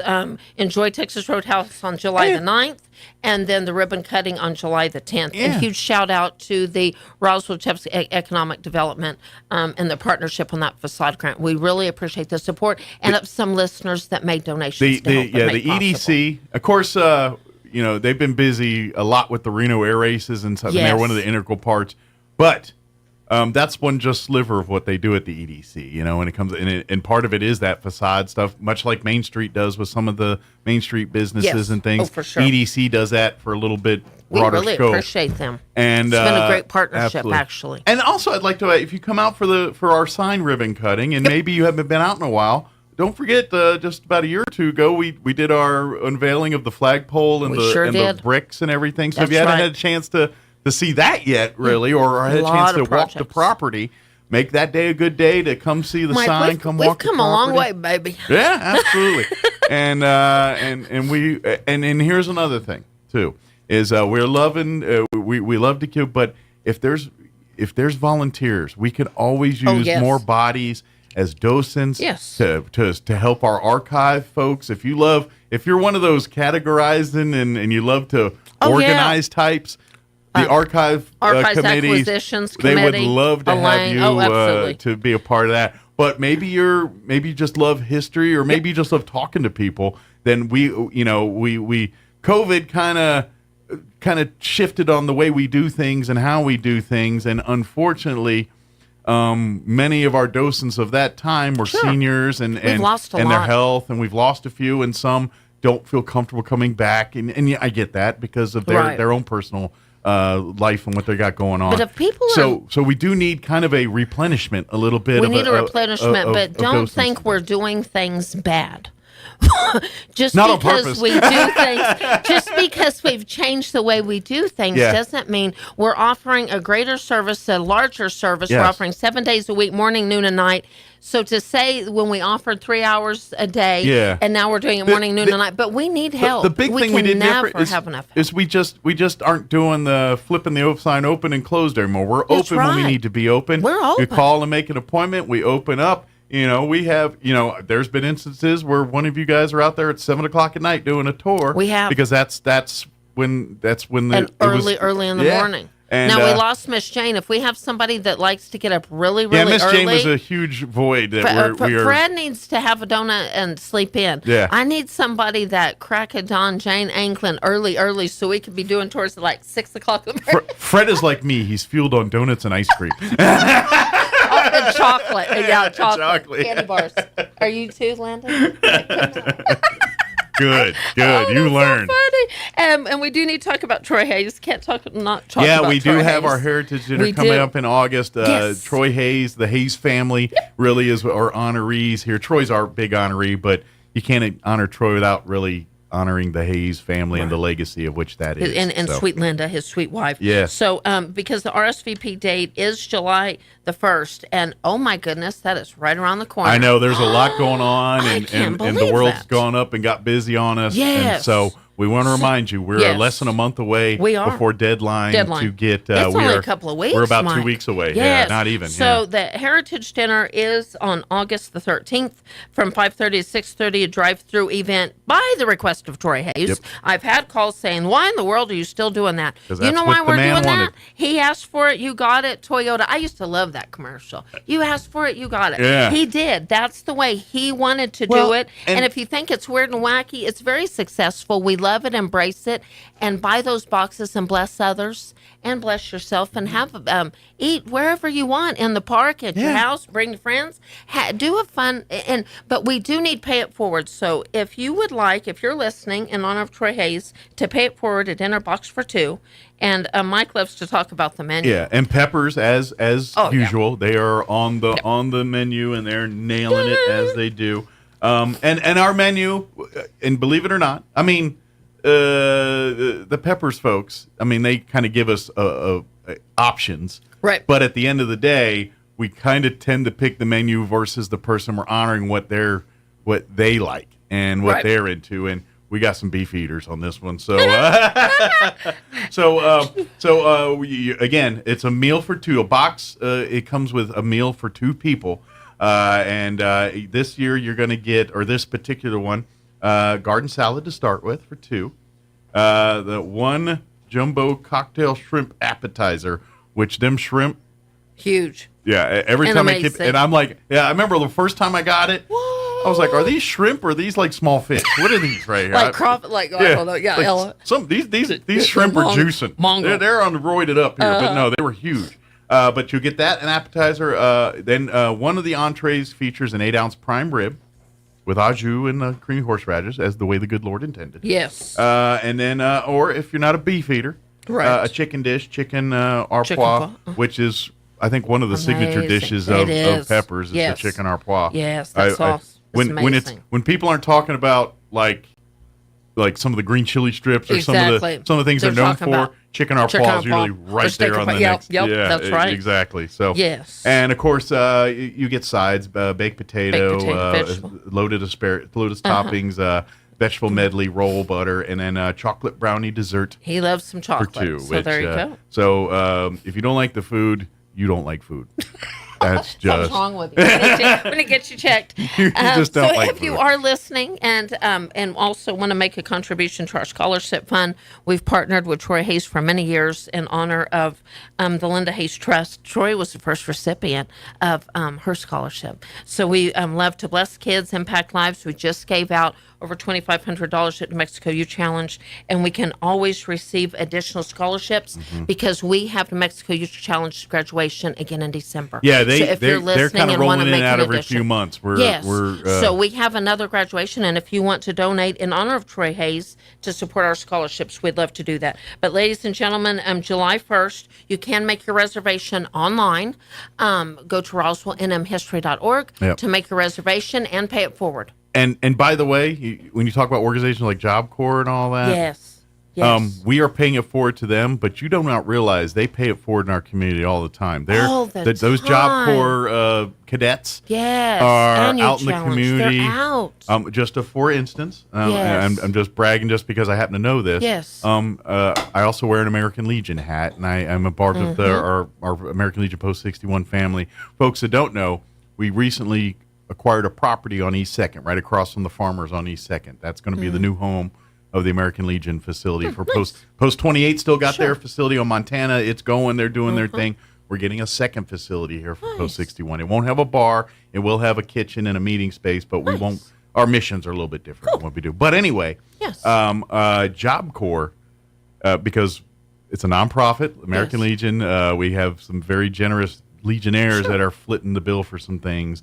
But we're donating, raising money. But Job Corps out there helping. Nice. Because and it's a win for them because the people that are out there, they're learning their carpentry and contractor skills and doing so they're putting their training to real work efforts. Yep. So when these students that's good. graduate from Job Corps, that's just that much more experience when they lined up for those first jobs. The Job Corps does an amazing job of that. But they do. And you challenge. We are so thankful to kind of scratch each other's backs. For sure. That's what it's all about. Where we do these things, but in turn, these Job Corps cadets are in our neighborhoods doing work. Sure. They're in our communities, at our events, serving the community. So this, to me, is when we look at helping and getting involved with Job Corps scholarships, yes, it's a nice thing and a good thing, but I feel like we as a community owe that to them for the work that they do for us. And just if you are listening, we don't do Job Corps scholarships, but that doesn't mean we do Youth Challenge. Yes. But I mean, but you know what I mean. They do a great job. Well, it's all about community. Yeah. They may have help in one other thing, Yeah. but they don't need. But yeah, it's same. I mean, They yes, may they're not different need- titles, different exactly. groups, but they do the exact same work, and that's kind of the point I'm bringing out Well, here. it's our community New Mexico coming Youth Challenge together. has some great things.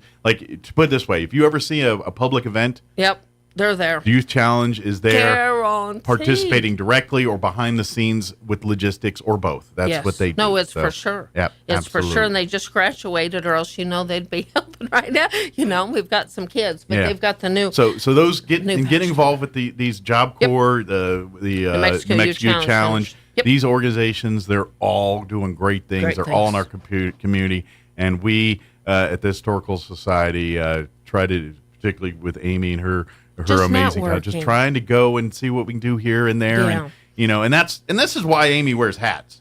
When we talk about Youth Challenge, we talk about character counts, we talk about the Historical Society, the Chamber of Commerce, the Visitor Center City. You're right. That's what it's all about. And all of them are tied together, even though they're all separate things that do their different tentpole missions.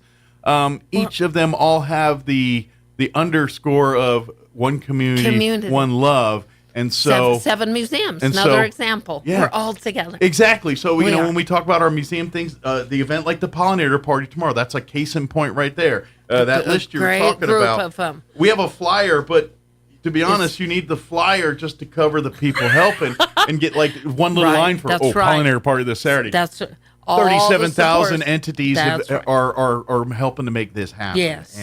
And that's, everything from the big boys like Excel Energy to your mom and pops like Altrusa and Just the and little- and the Health little- Council that's what and- it takes. and Job Corps Yes. and small but keep it's multi-tiered government, NMDOH, Department of Health. So you've got all levels from the people that have boots on the ground resources to the folks that say, hey, I'm just here trying to bring stuff together. What can we do to help? That's and for so sure. This is a collaborative effort of that. And yes, the whole point of this is a pollinator. We're talking about plants and trees and fun and your nature and all of that stuff. But because of the circumstances that life has handed us right now, it is kind of evolved to another resource support area for the for a fires day in of fun. for Rito. So just too. for a So- joy of fun. One thing we haven't talked about on the air that's just kind of evolved, and I'm really excited about it. Ladies and gentlemen, on Sunday, July the 22nd. Okay. Excuse me, 21st. All right. So Sunday, July the 21st from 2 to 3, all for the love of the game. We're going to be hosting Dewey Johnson, and that wrote, and we had him on the air. Dewey's I'm a sure great they guy can, to talk to, We can yeah. go back because we Yeah, we've had got him it in on. there. Yes. We'll the last pull it out of the doubleheader. archive. The last doubleheader, his book on the Joe Bauman story. Mhm. So, talking about connections through evolving through Dewey Johnson and talking about Joe Bauman, it's evolved into we're really encouraging people to help the invaders. Yeah. I think that's so important because they play at home at the Joe Bauman Stadium. So on Sunday, July the 21st from 2 to 3, Dewey Johnson will do a presentation on that book. We'll be autographing it. I do believe some of the invaders will be there as a meet and greet. And then we are encouraging everybody to go to, I believe it's the last regular scheduled home game on Monday, July the 22nd. Okay. Go to the Invaders game, Alpine Cowboys versus the Roswell Invaders at Joe Bauman Stadium at 6:30 because Dewey will be throwing out the first pitch. Oh, great. That's not on that flyer, and it's already gotten bigger than us, is Dewey Johnson's next book is on our amazing 1956 Little League World Series team. good. So, ladies and gentlemen, at this event will be some of our Little League World Series Excellent. champions Some of those because guys he's going to be connecting with them. And they so we'll have throwing out the ball on Monday the 22nd, but we're also going to have a Little League World Series men at the game too. So again, what started out as something small goes into something great. Progresses So big if you time. need more information, this is all on our website. Yep. Please mark your calendar for July the 21st to go to the archives for the Dewey Johnson presentation and show up for invaders. And this is one Absolutely. thing I need to say on the radio, and I know we're running out of time. Support the invaders. They have great needs. You can go to RoswellInvaders.com. You see the schedule, get tickets, see what's going on each and night. we've been helping with their grounds. If you straight up called and said, Amy, we'd like to make a donation, Amazing Ivan and Elaine Mayfield Networking has helped them with their grounds out there. So they need help, and we need to help them. Absolutely. Because those are amazing kids, all for the love of the game. And they do so much great stuff in the community and They everything back too. do. So They RoswellInvaders.com, you go there, see the Yes. schedule, go out to a game. Don't wait till July No, 22nd to be your no. first game or 21st. Make their next game your first And game. we do have in the museum the last doubleheader, Joe Bauman's Home Run Summer book in the museum. So if Nice. you want one called today, buy it now and you could get Dewey to autograph it. There you I go. do believe we'll sell out. So great books, Yeah, celebrating great get it things. while the getting's good. Yes, I appreciate you so much. RoswellNMHistory.org. You can find almost everything we just talked about, links to information there, or like I said, RoswellInvaders.com for their stuff. But anything relating to Historical Society, what's about John's books, or needing our archives or our facilities for anything. Memberships. We're still collecting loose change. And last but not least, Troy Rio Hayes So and the Heritage Strong. Dinner. We love you guys. We're praying for you, and we're here for the long haul. And if there's anything else we Whatever. can do That's or right. needs out there, please reach We're out. all in. If If we we see a can't need, connect we'll help. directly, we'll connect you to people that will get that So done. Landon, from pillowcases to towels, we've done it all, and we'll help any way we can, right? Yeah. There you go. See? And we're praying for your dad, son's all amazing. safe return. All first responders. And all the silent ones doing great things. Right. It's not just the firemen; it's all so many people coming together. Hopefully, your son takes a little break to R&R before he jumps back into caves and everything after the fire is over.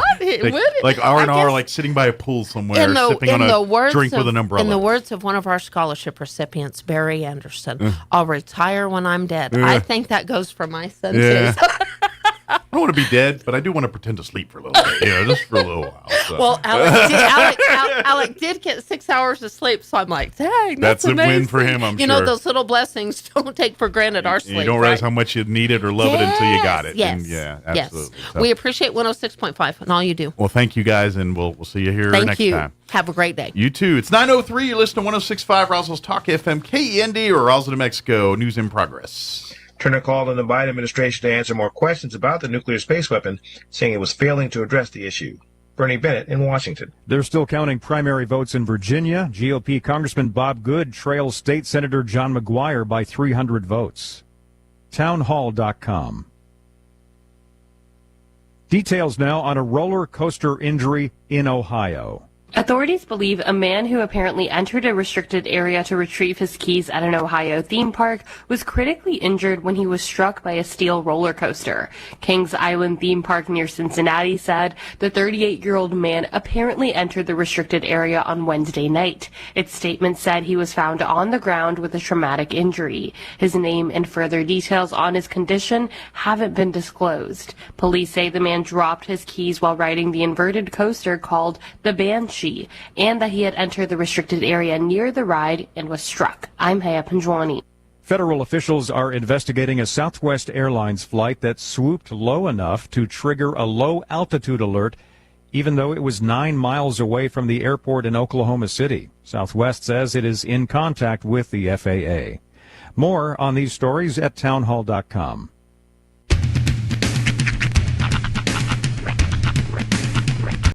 What in the wide, wide world of sports is going on here? I promise you, whatever scum did this, not one man on this force will rest for 1 minute until he's behind bars. Now let's grab a bite to eat. Yeah, come on. I feel the hot wind on my shoulder and the touch of a world that is older. I hit the switch and check the number. I leave it on and then I slumber. I hear the rhythm ringing through it. Flamenco guitar and cumbia music. I hear the talking of the DJ. The travel listen, what does he say? I'm on a Mexican radio. I'm on a Mexican radio. Broadcasting live from high atop the J.P. White Building in downtown Roswell, New Mexico. It's Mornings with Mike Winters on 106.5 Roswell's Talk FM. Is that what I sound like when I talk? Now, here's your host, Mike Winters.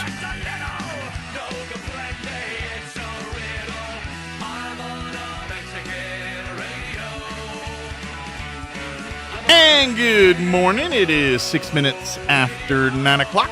Welcome to our number 3. Jason Miernos. Of Mornings with Mike Winters, right here on 106.5 Roswell's Talk FM. Happy. May not be the Friday you want, but it's the Friday you need. Happy Friday, everybody. Yes. I know it's been a rough week. For some of us, probably one of the roughest weeks in lives or in long time remember. But we're going to end it good. Yeah. Because the weekend's going to be nice. We got lots of stuff going on. Mm-hmm. People are jumping through hoops to help other people. Please keep that going. Coming together, 1,000 points alive. Yes.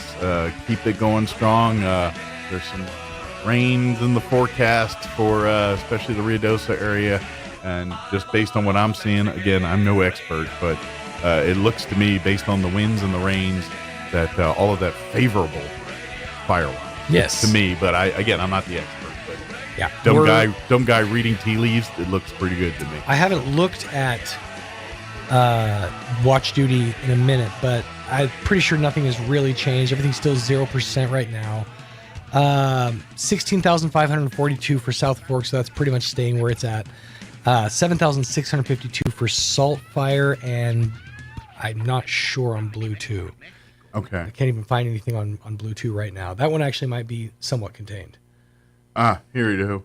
Yeah, this is the thing I was we were talking about with last hour about the pollinator party and all that. Also there, that's where they're going to have the face painting and all that. That's kind of adapted and grown onto the pollinator party tomorrow. Yep. And now it says 10 a.m. on this flyer, but the event, the pollinator party starts 11 to 2. They may be starting some of this at 10 a.m. out there, but the pollinator party stuff goes from 11 to 1. I'm sorry, there. So, but yeah, they're going to have bears and the cuddly bears and face painting and jolly jumps for the kids. Just a bunch of stuff. The drinks, all kinds of stuff there. So come one, come all out through the event tomorrow. It's funny. Landon last hour checked in on our chat. Yeah, he was just in the. I know. On the show. He said, "Hey everyone, I'm the little kid on air." I was like, "What's up, Landon?" Not the bald one. That's me. That's the little big kid. That's the little kid that probably should know better, but doesn't. Oh, by the way, this is the bamboo shirt. I was gonna ask earlier because I wasn't sure, but the brand is Costa. No, that's the city I Costa got it Maya. in. Oh, okay, yeah. I don't know what this. So brand is. it's 100% bamboo, or it's like a bamboo blend. I think it's bamboo. Okay, all bamboo. So how does it feel? Feels great. You want to touch it? No, I'm. You want to touch me? I how does it? Rope me, but does it hang well? Oh yeah, it hangs. Does it feel like? Okay, because the problem I have with a lot of my shirts is, and there's a term for it, I can't remember, pilling, is I get a lot of pilling. What I mean by that is when you wash your shirts a lot, it results in these fabric pills essentially coming up on the. Well, and they say one of the benefits of bamboo is it's impossible to pill. Okay, well this shirt's only been washed once. Okay. So I'm curious to be kept up to date because they say with bamboo it gets softer with every wash because it kind of it's the fibers start to. You're more than welcome to touch it. I'll let you. Mike, you've been trying for years. Touch my shirt. It's not going to happen. All right, fine. Just one quick one. One quick one for the people. All right. Oh, that is soft. See? That's like stroking a chinchilla. I had to wait till the wife was in the room to gain consent. That's what that was.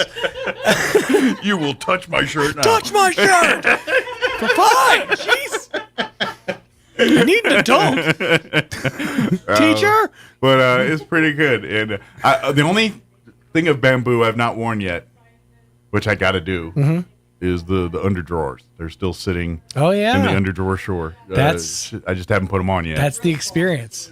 So that'll be next. That's one of those, what you need to do. You need to, I don't know if you have one or if you can find one, maybe like a Goodwill. Go find yourself a dual speaker ghetto blaster. Okay, I got one right in my living room. There you go. break out a copy of Saturday Night Fever soundtrack on cassette, of course. Stick that bad boy in there and go up on shoulder. Which I already have. You can't tell by the way I use my walk, and just give it a strut down Main Street. Yeah.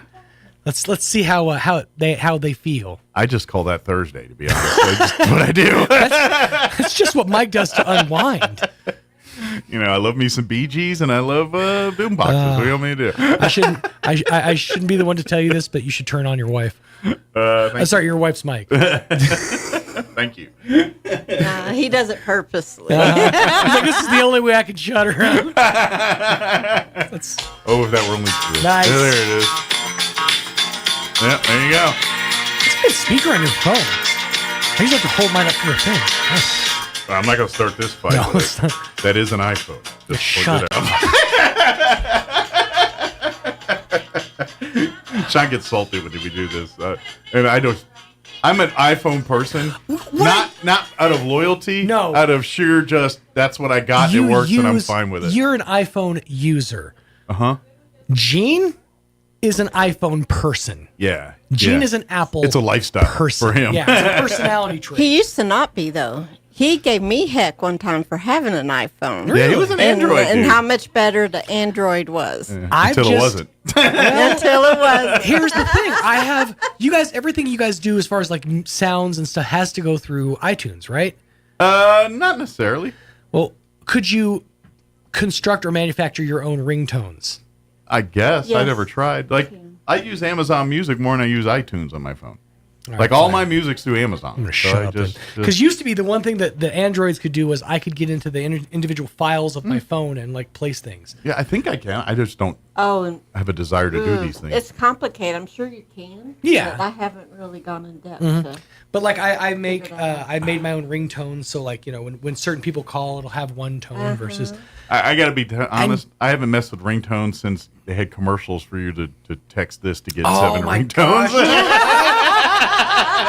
There's a certain generation of people that just fully missed out on a generation of cell phones that were god awful. Yeah. And as I've been kind of watching, fun fact, I'm watching. We're watching Shameless now. Oh, yeah. We're in the middle of. Good show. It's a good show, but it's a real hard watch. Oh, there's some hard- with my female best friend. The first episode, I turned There's to her a and I lot was of like, awkward moments, I said, I don't think this is a you and me show. But we were already in it. We liked the characters, so we stuck with it. Yeah. But that being said, I've seen like a whole like host of different cell phones throughout the course of the series. Like Lip will pull out his flip phone and be filming something, or somebody will have like a sidekick. You know, and that show's one of those shows where it got a little Sopranos like, where like the first couple seasons came out, I think, relatively close together. Yeah. But once you start getting to the 4th and 5th season, there's some time in between. And so all of a sudden, the people that were little kids now look like grown people. Yeah, Liam and Debbie grew up. And it kind of made me laugh because somewhere around season 4, they still were using like the original opening sequence. They finally updated it. To, oh my God, I'm so tired of that. to their a little bit older and stuff for like the last 3 or 4 seasons. It's such an awkward opening. We're always a skip because it's equally awkward, but it's updated it's updated with more what's happening now. mature looking characters instead of they look like they're 7 still.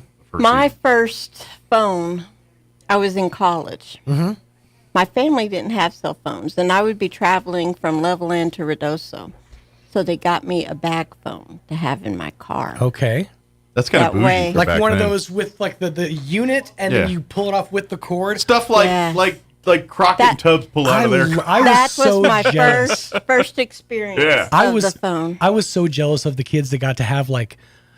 I'll tell you, when I was a kid, the one thing that I wanted more than anything else was a cordless phone, not a cell phone, not my own phone. One where you go to the just a bathroom phone without without a a cord. cord. No, and I'll tell you why. My best friend lived 2 houses down. For some stupid reason, I always wanted a cordless phone so that I could walk to his front yard thinking, sure, I could still get a signal on a cordless phone and call him and be like, hi, so I could do the joke. That's the only reason I ever wanted one. But for years, I begged my parents for a cordless phone. Never got one. Did you ever get to do the Nope. Nope, never did. So Never did. they did that in case I had an emergency and stuff. Well, I had problems with my car. Right. There was a wire to the alternator, and so I lost power, and I was stranded.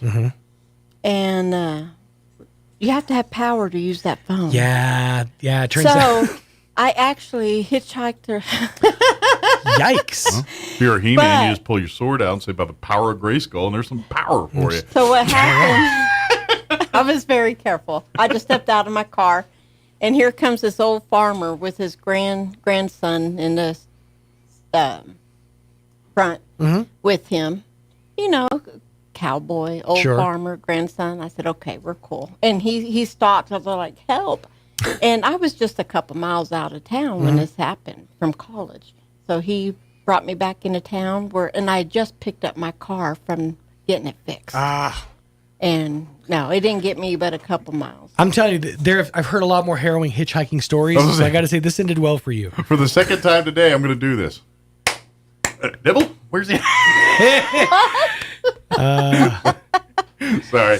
It's the second Harold and Kumar reference of the day of that song earlier in the show. But when you start talking about, that's what happens next. Is Make yourself at home, get comfortable, have yourself a meal, do some other stuff.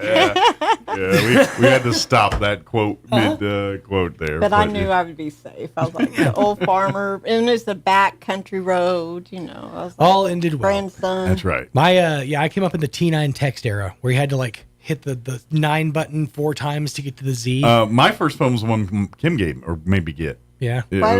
My first cell phone. What was it? It was the one you made me get. I didn't make you get anything. Oh, please. Let's go back. It was that green Nokia brick thing. I was gonna say I was gonna guess Nokia? you probably had a Nokia brick as your first phone. Yeah. Yeah, right? The ones you could just like knock somebody out with and play Snake right after. I picked up the phone, but I didn't want a phone. Nokia Ringer. You can find it and download it now. If you remember, I fought the phone. It's not the same. It's not the same. It's not on my Nokia. It's not polyphonic, and I didn't pay 99 cents for something that kind of sounds like NSYNC. Yeah, know? she kept saying, we need to get you a phone. I'm like, why? I don't want a phone. He just moved in with me. And I don't want. I was like, I don't want a phone. If I'm driving someplace, you can't get a hold of me. I like that. I like that. And I wish I stuck to my guns. I wish I stuck to my guns. Mike, I'm not talking about her per se. That's a hard I'm talking road about to, people in general. That's a hard road to hoe in 24. Yeah. I mean, trying to get away with not being out of contact. Exactly. Yeah, I know. In this day and age.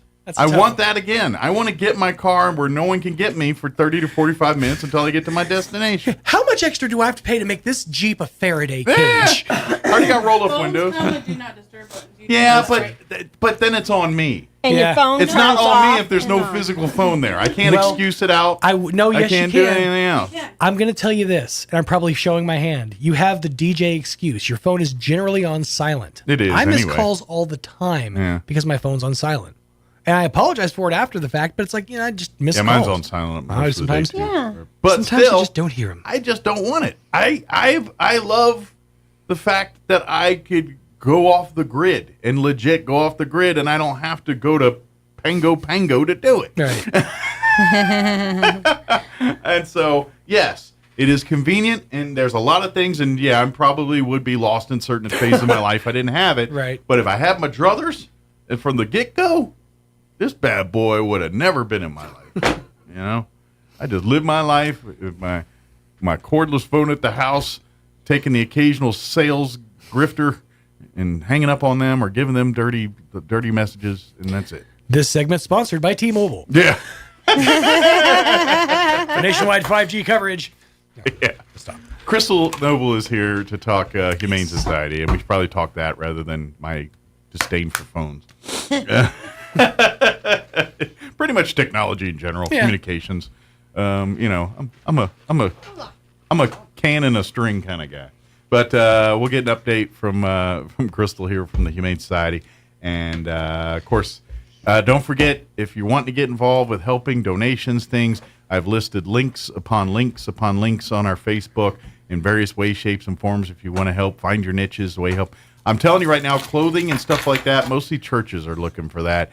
Things like the Red Cross, and they're looking for more water, hygiene, toiletries, things of that nature. But if you're wanting to donate now, there's going to be a need for that because a lot of these refugees, evacuees, we're going to say, they're coming in literally with what's in the car, what's on their back. And so they're going to need clothes. They're going to need furniture at some point, depending on where they end up in some of those things. So there is a need for some of that, but a lot of the churches and stuff are handling that. And so we get that. Of course, I know you guys have been busy too. We'll talk all about that here in just a little bit. So it is 9:21. Let's do this. Let's take about a 4-minute break, and then we will chit chat with Crystal here and talk dogs and cats and what to do with them. Don't go away. Attention Roswell and surrounding areas. Is your old car, truck, or SUV on life support? Clear. With new management and a whole new attitude, Roswell Ford makes trading up to a new Ford or quality pre-owned vehicle fast, fun, and easy. Upside down in your loan or stuck in your lease? Roswell Ford wants to get you released even if you owe thousands more than your trade is worth, regardless of make, miles, or condition. Right now, get huge savings with rates as low as 0% for 66 months and no payments until Labor Day. Plus, we have a great selection of low-mileage, one-owner pre-owned vehicles, all in prime condition, starting at just $10,000. Don't settle for a low-quality, overpriced clunker. Buy a quality quality pre-owned vehicle from Roswell Ford for a lot less. Worried about your credit? Don't sweat it. We've partnered with the most aggressive lenders that will push to approve you today, even with bad or no credit. Lower prices, exceptional trade-in values, and a better buying experience. Get on board at Roswell Ford, 821 North Main Street in beautiful Roswell, or online at roswellford.com. $1,515 per thousand finance on select new Ford models with approved credit. Hi, this is Melanie from Glenn's Furniture, and I want to tell you about our store-wide sale happening now. All items in every department are on sale. Upgrade your living space with power reclining sofas and love seats or beautiful sectionals with charging ports. Create ambience with amazing table and floor lamps. Get that long-awaited restful night's sleep with the new Serta mattress. Every department is on sale from our existing prices, so come down to Glenn's Furniture on the corner of Union and Alameda, where delivery is free since 1953. Your favorite time of year is here. Time to get the pool ready. And Mays Lumber in Roswell is your BioGuard headquarters. They have regular chlorine, including pool generators, and Soft Swim by BioGuard for your non-chlorine products. Prepare and maintain your pool for summer the right way for a full season of smiles instead of headaches. Get your pool ready for summer with Mays Lumber, 115 South Virginia in Roswell. You can count on Mays Lumber Company. Calling all men. June is Men's Health Month, and Artesia General Hospital wants you to step up and take care of your health.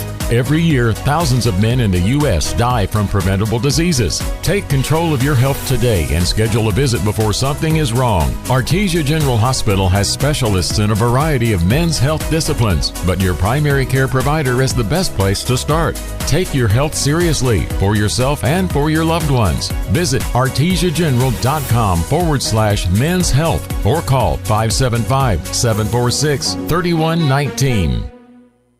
When you're healthy, you can do amazing things. We're all about that. Because if you don't have access to health insurance through your work, or you just lost Medicaid, Be Well can connect you to the right health plan for you, your family, and your budget. We want to make your life a little easier, worry-free, and healthier. Because your health is everything.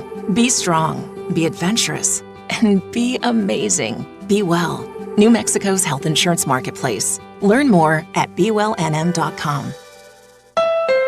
Cash for Junkers is back at Roswell Honda, and that means if you can push it, pull it, or drag it to Roswell Honda, it's worth up to $3,000 towards your next vehicle. And with a lot chock full of beautiful new and pre-owned vehicles to choose from, your old busted could be the key to your new hotness. And push, pull, and drag your family to Roswell Honda Saturday, June 22nd from 10 to 1 for free hot dogs and drinks, stuff for the kids, and your chance to win a $400 Visa gift card. Cash for Junkers on now at Roswell Honda, 2177 West 2nd. Whether you're a homeowner, a landscaper, or a contractor, we all have reasons to dig. If you're planning to dig, this is just a friendly reminder that locating underground utilities is important. It's actually the law. Call 811 3 days before you dig. New Mexico Gas Company is one of the utilities that will come out free of charge to mark our underground lines up to the meter, so you'll know what's below. We're New Mexico Gas Company, and our priority is keeping you safe. That's why we're here. Learn more at nmgco.com. Here's a Mornings with Mike Winters fun fact. Turtles can breathe through their butts. We imagine you know some people who do that too, because that's where their heads reside. Here's Mike Winters. And good morning. It is 25 minutes after 9 o'clock, and now officially joining us in studio, Crystal Noble with the Roswell Humane Society back with us. Good morning. How are you today? Good morning. First things first, you may have seen on social media, I think it was a couple days before actually the fires and everything went down. You guys took in a animal out of animal shelter. Turns out it had distemper, which now has turned your place quarantined, locked down for dogs. Yes. Until the distemper stuff goes away. So unfortunately, the timing completely sucks on this one. But Roswell Humane unfortunately couldn't intake dogs with going on in the Ruidoso fires and all that because of this distemper deal. Good news is the cat side's unaffected. So if you're looking for a cat, if you're wanting to bring a cat a loving home, we have a lot of cats, or if there's cats that need a place, we can accommodate those right now. Yes. So what we did was we took all of the wire kennels we had and a large portion of plastic crates, clothing, blanket, sheets, pillows, towels, anything the thrift store could bag up, and dog food and cat food. We took that out to the fairgrounds on Tuesday morning. Great. So that way they could set up kennels for people bringing their animals in that are staying at the fairgrounds. And to my knowledge, they are still the best equipped to handle animals right now, is at the fairgrounds. Yes, and then we also took some out to the Institute because they had people show up there. Yeah, the that Godfrey had pets. Centers have some little, for small dogs and things. Don't be bringing big stuff, but if you're a family that's displaced and you got little puppy, Fluffy or whatever, they can accommodate. Yeah. We took stuff out to them too. The thrift store right now, if you have a Ruidoso ID or an ID from the area that it was affected by the fires, come in and they're going to give you a bag, and then you can go through and pick out clothing, stuff that's your size that you need, and you can fill the bag up, and it's going to be completely free to the residents or the people who were affected by the fires. Excellent.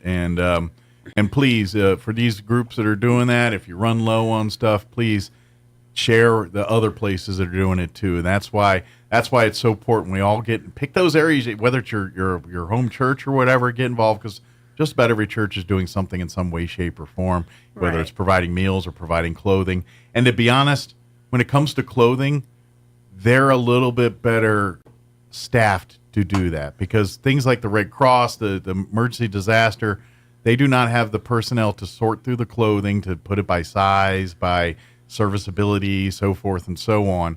Whereas the churches, thanks to volunteers like yourself, they're able to have people, okay, these are all the size L's, these are all the mediums, you know what I mean? And they can do that. So, utilize those resources. Please share those people that are getting involved. That's the best way, like you said, with the Humane Society, with the fairgrounds and what they're doing there. Reach out to these churches and organizations on that clothing side. If you want to donate the water, monetary, toiletry, hygiene, safety, security, those kinds of things, that's Salvation Army and some of the other organizations out there. A lot of the people that have gone through their clothing and donated it have been wonderful helping. There are a lot of things that people might not think that they need right away. So the thrift store is offering, assistance to help them. Yeah. When you have those collections of shoes and all that, right now people are like, I only got the one pair that I was coming out of the fires with, and that's it. So, right. Yeah.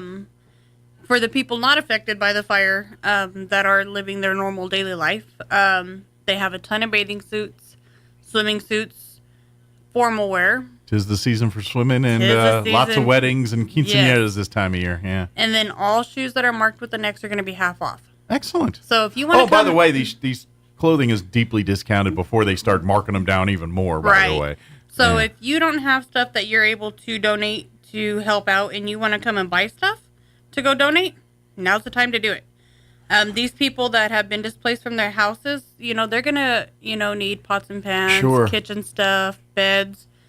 Real quick too, while we're talking about donations, I know, like you said, because of the distemper situation, if people want to donate dog food and stuff, should they just take it to the fairgrounds at this point, or can you accept some of that? No, we can accept it. Okay. When they come to the door, because the dogs obviously are in the back, they can just bring it in through the front, or if they want to pull in the parking lot, we can go out and get it. So they don't have to come in. So if you do want to keep dropping off food and stuff, because there are dogs there that need to eat, even though they can't go out and play. Yes. Unfortunately, we had to stop all dog walking until even after this is over. But they still poop, they still eat, they still live. So those needs are met there. They are. I just want to check first, as I maybe don't want people over there. So maybe, but no, bring them by. Call ahead if you're going to make these kind of donations.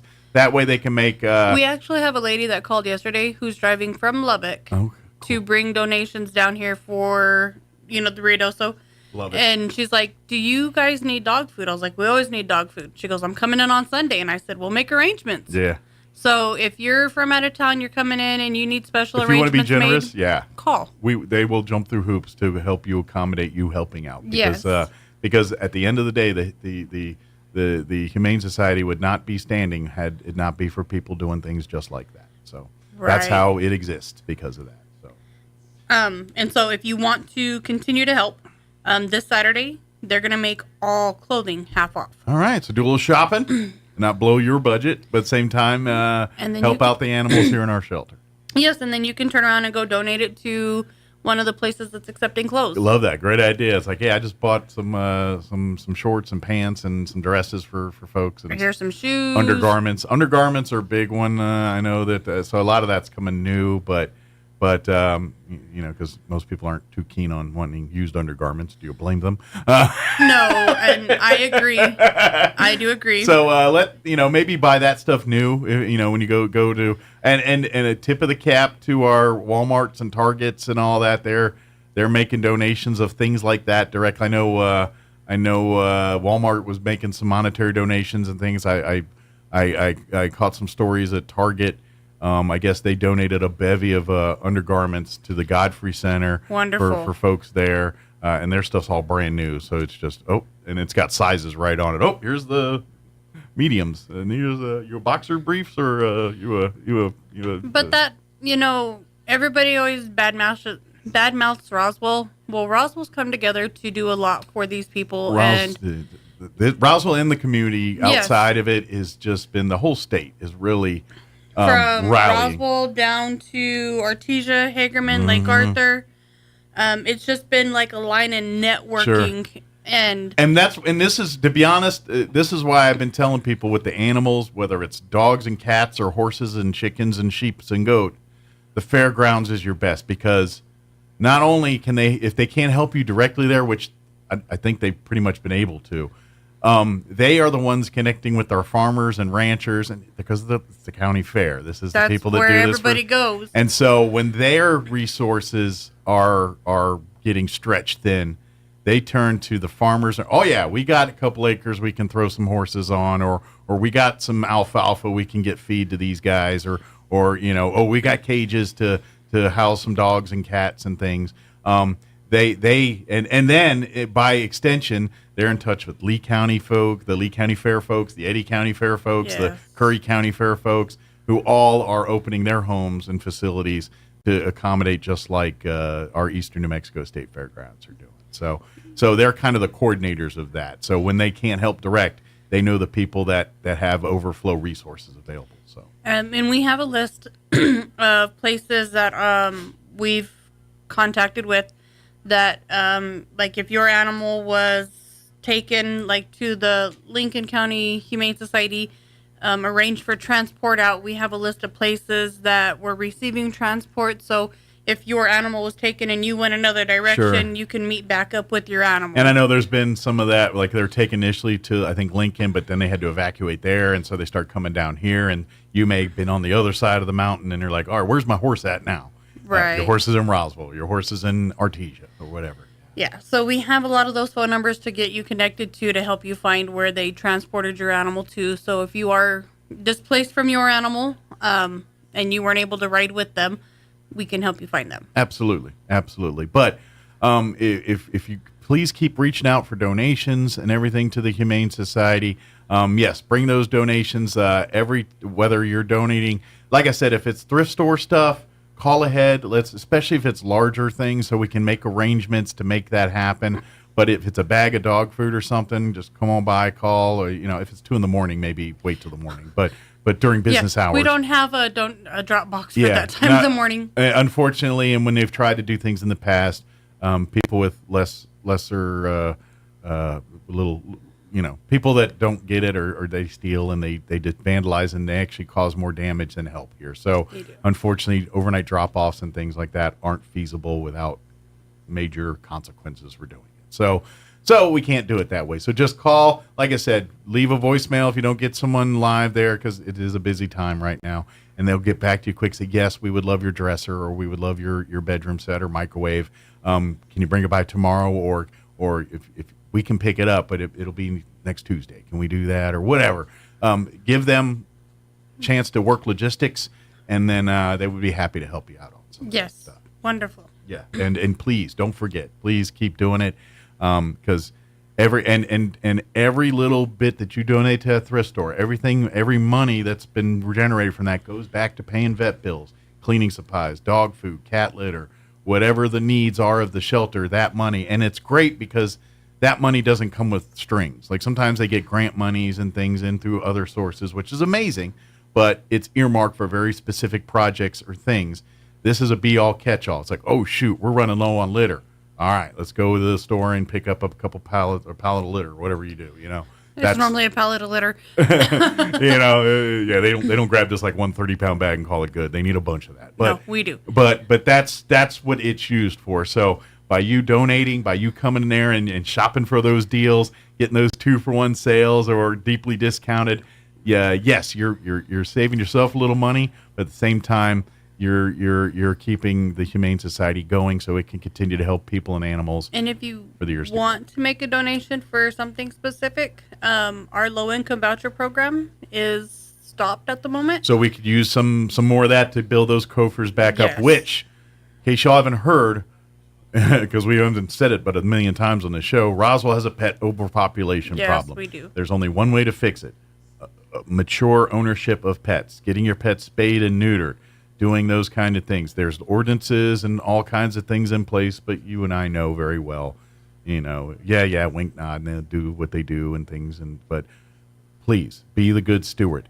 If we can, those vouchers are the difference between people getting animals spayed and neutered and not sometimes because they can't afford it. And unfortunately, too many unintentional things happen. Yes. And now we're stuck with litters of animals that we have no way to handle or cope. And then the shelters get filled back up, and hence the problem we're sitting in right now. So if you wanted to donate to contribute to those vouchers, then that's a great way to do it. You can say specifically this is for the spay neuter program. Yeah. Because right now it is depleted. There is nothing left of it right now. And there's no well to tap into at the moment. So no. Yeah. So we're trying to get funding to go back into it, so that way we can continue to help the community and keep the animals, or keep to be getting honest, animals that's the spay or best neutered. tool we have to fight the overpopulation problem.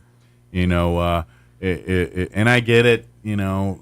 Money's rough. Hey, I got to pay for medicine or pay for a spay or neuter, and people are choosing the medicine, as most people would. But we want to make it so that that's not an option. And again, this is why we also talk about being a pet ownership and why the Humane Society has the rules in place that they strictly enforce before they allow someone to adopt. It's because you're taking on a life, and that life is a wonderful thing, and it's going to be a great, awesome addition to your family. But they aren't cheap; they aren't free.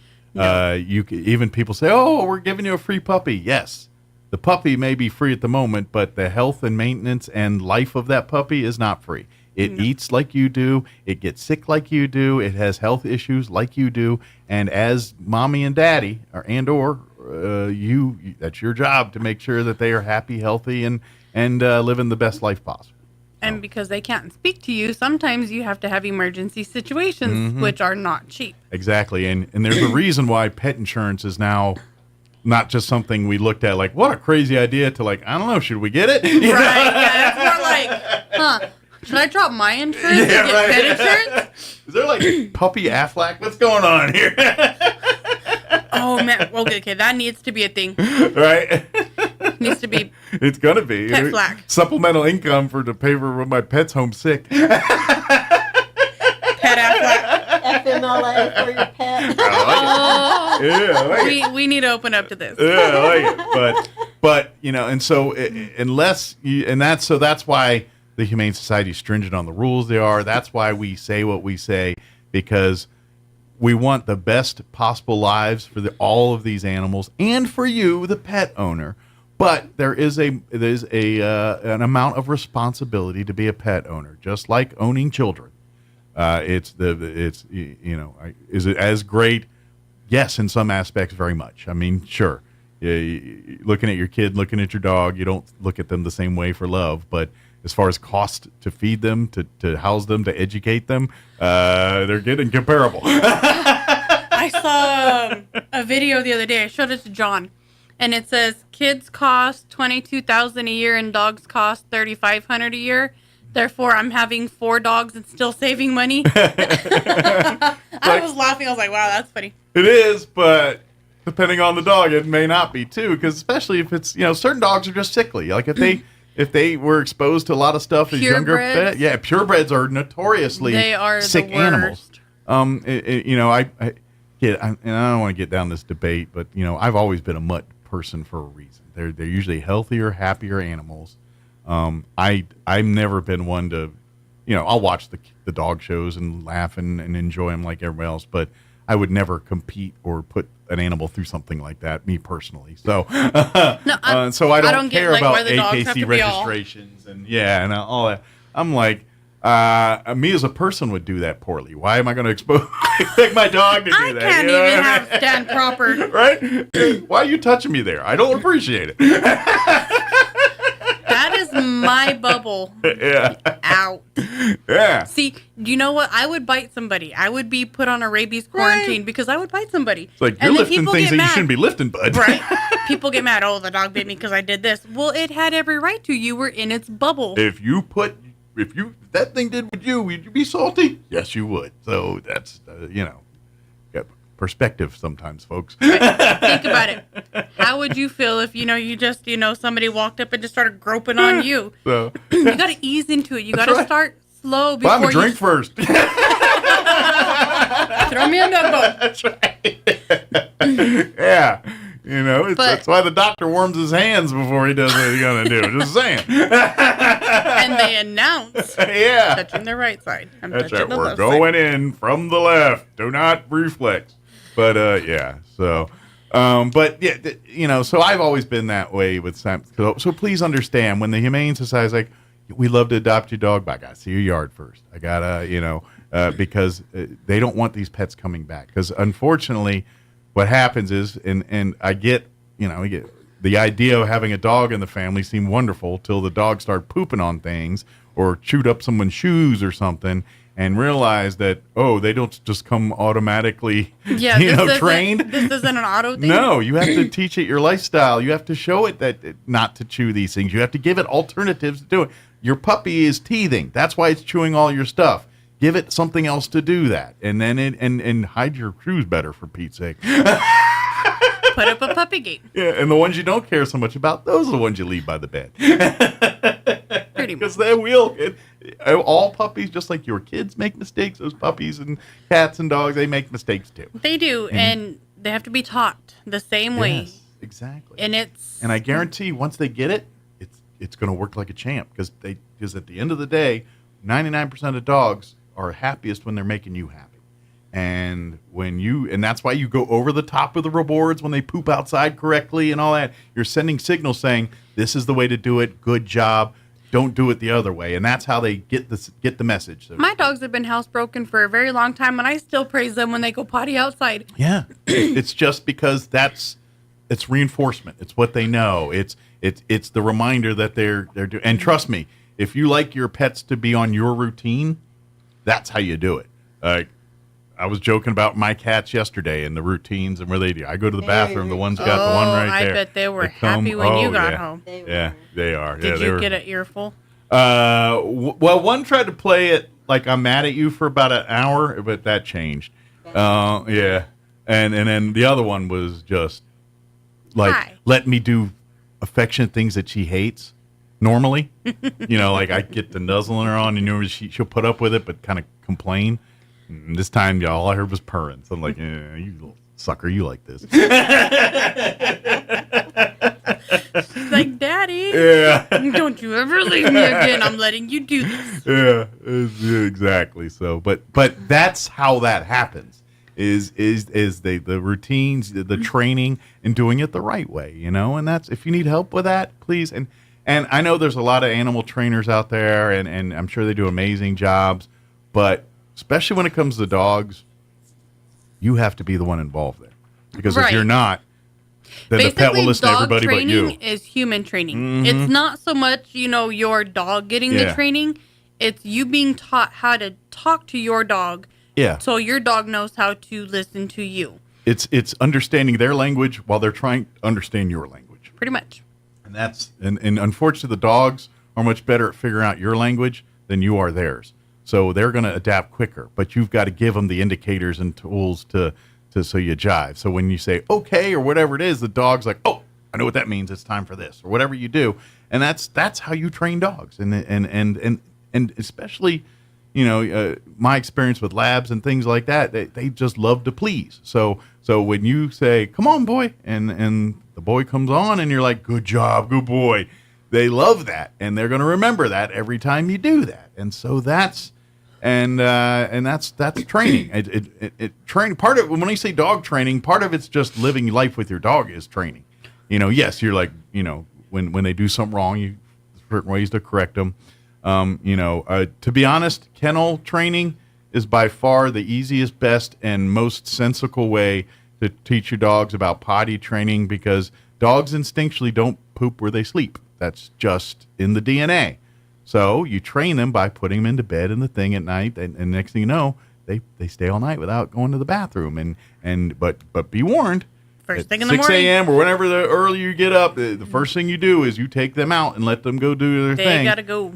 But you're establishing the routine, and then at some point when the dog gets a little older, you don't need the kennel anymore. You just have a dog bed sitting there, and they do the exact same thing. They go to bed, go right to bed, and they will stay there because that's just what they do. They don't have a cage around them anymore because that safe space is now looks a little different, but they know it as their safe space. Our little dog, she puts herself to bed when she's tired of everything, and she will put her paw and she will close her door.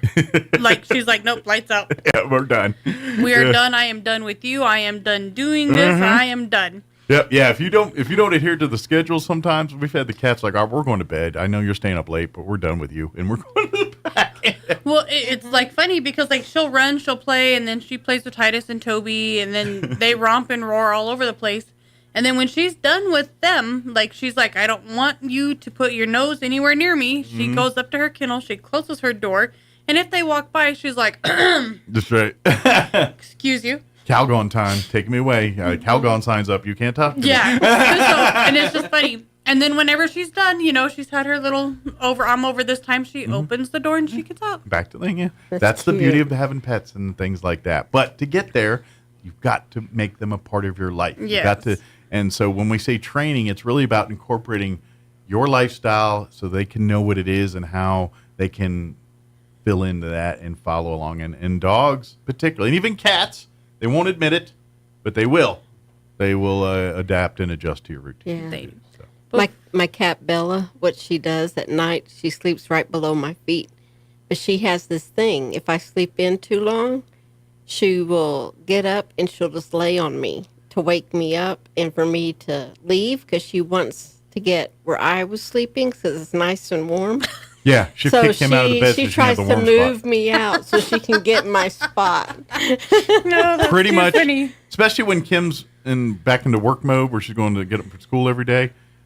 I can guarantee you, 6 o'clock every morning, the cat is laying in Kim's warm spot where she just gotten up not a few minutes ago. Yes, you can set your watch to it. That's where she bed. is. So, but yeah, again, that's what they do. You learn that, you get your routines, and that's the beauty of pets. So please, if you're looking to make a pet a part of your home, and you have the means and the abilities, I guarantee it's going to make it a much better experience for your family. Whether you live by yourself and looking for companionship, or you've got a couple kids and you want to incorporate it into the family, it's okay to use the pets as responsibility teaching tools for your children. That's fine.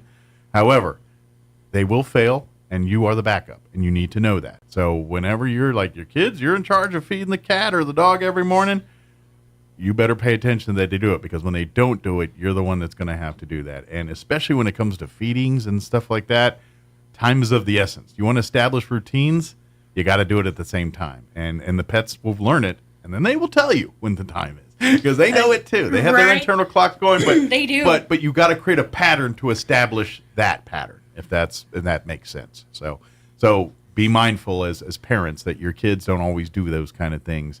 You're going to have to be the one that makes sure that happens. So you need to parent your kids to make sure the kids are being parents to the pets. If you have to be just as involved, because they will mess up. The dog will poop in the house or pee in the house. It will, guarantee. It will chew up a shoe or sneaker or something that makes you mad. You're going to have that happen. It's just being a pet owner. You got to prepare and deal and understand that. And once you do, it's such a better experience. So it just tips every time. It does. Before we go, yes, we have a cousin in California, Susie. Hi. She's watching. Today is her birthday. Ah. So we will see you soon. All right. Very, very Happy soon. birthday. And Roswell says happy birthday to you. Absolutely. Is she coming out? Are you going out to her? Or? We're going to California. Oh, nice. Very For good. the family reunion. Ah. Okay. Yeah. When is that? Later this summer? Or? July. Oh, very We good. leave July 10th. So now is this your side or your husband's side of the John's family? side. Okay, very good. So I imagine you're going to meet some relatives you've never met for the first time. I met quite a bit last year. There Okay. were some that weren't at the reunion last year that I'm hoping will be at the reunion this year. Oh, cool. And then we have a surprise going with us this year that nobody knows at the reunion yet. Ah, all right. Well, and we can't let on the bag because, like you said, there's family listening. So Yeah. you will have to wait like everybody else. Mhm. Sorry, you don't get insider thing. I appreciate you, trying to pick it up and listening, but we're not going to let the cat out of the bag unless it's not a cat, or is it a cat? I don't know. I don't know. Somebody asked if it was a snake. One of the cousins said, "Is it a snake?" Oh, no. Why am I going to take a snake across state lines? Well, some people think they're very valuable gifts. Didn't your mom get one as a my wedding gosh. gift? Yeah. My grandfather's crazy, and he had rattlesnakes, and he kept them in burlap sacks. And he would make my mom milk them sometimes. Well, when my dad and my mom got married, guess what he gave them for a wedding gift? I kid you not. He was a little off. My next question is, what did your mom do with said rattlesnake? She didn't was it the take family him pet home. for a wedding, No, or she did didn't one of take the him other home. cousins take it? What happened I to this don't thing? know. Did it end I up don't in know. somebody's garden? I know. What happened? I here? know that my mom and my dad would not have taken that home. But Just so everybody knows, no, I'm not bringing a snake. It's not a snake, okay? she goes, I wasn't, but now, I'm going to get a burlap sack with one of those fake snakes. Yeah, throw it in there. Oh, Jake, the fake snake Roberts. But anyway. happy birthday, Susie. Yes, happy birthday. Hope it's a wonderful day. And is she in a part of California where it's sunny and 70 all She's the time? in Turlock, where it's hot. Ah, okay. She's in Central. So sorry. But, it'll be nice soon. It's California. I know. But, so folks, thrift store, come by, shop this weekend, get some Yes. incredible deals. If you really don't need anything but you want to help, go buy and go donate. Go buy it and donate it to one of the churches or other groups that are doing some stuff out here. Be a great thing. And if you are in need, and I would imagine too, if you come in and you're an evacuee and you're looking for stuff, talk to the staff. They'll be happy to help you and take care of what you need. They'll probably say, yeah, you need some shoes. Here's some shoes. Go get some shoes. Yeah, if you need... The thrift store does that kind of stuff all the time, working with the Refuge or various other nonprofits that have shelter or have a store or things like this. And so you get guests from the homeless side to the domestic side. They're coming in doing little shopping sprees, and vice versa. If you have people with needs, you're over there helping out with and so there's a very good community that way. So if you do have evacuees come through and needing assistance and that, you visit pretty much any of our thrift shops here.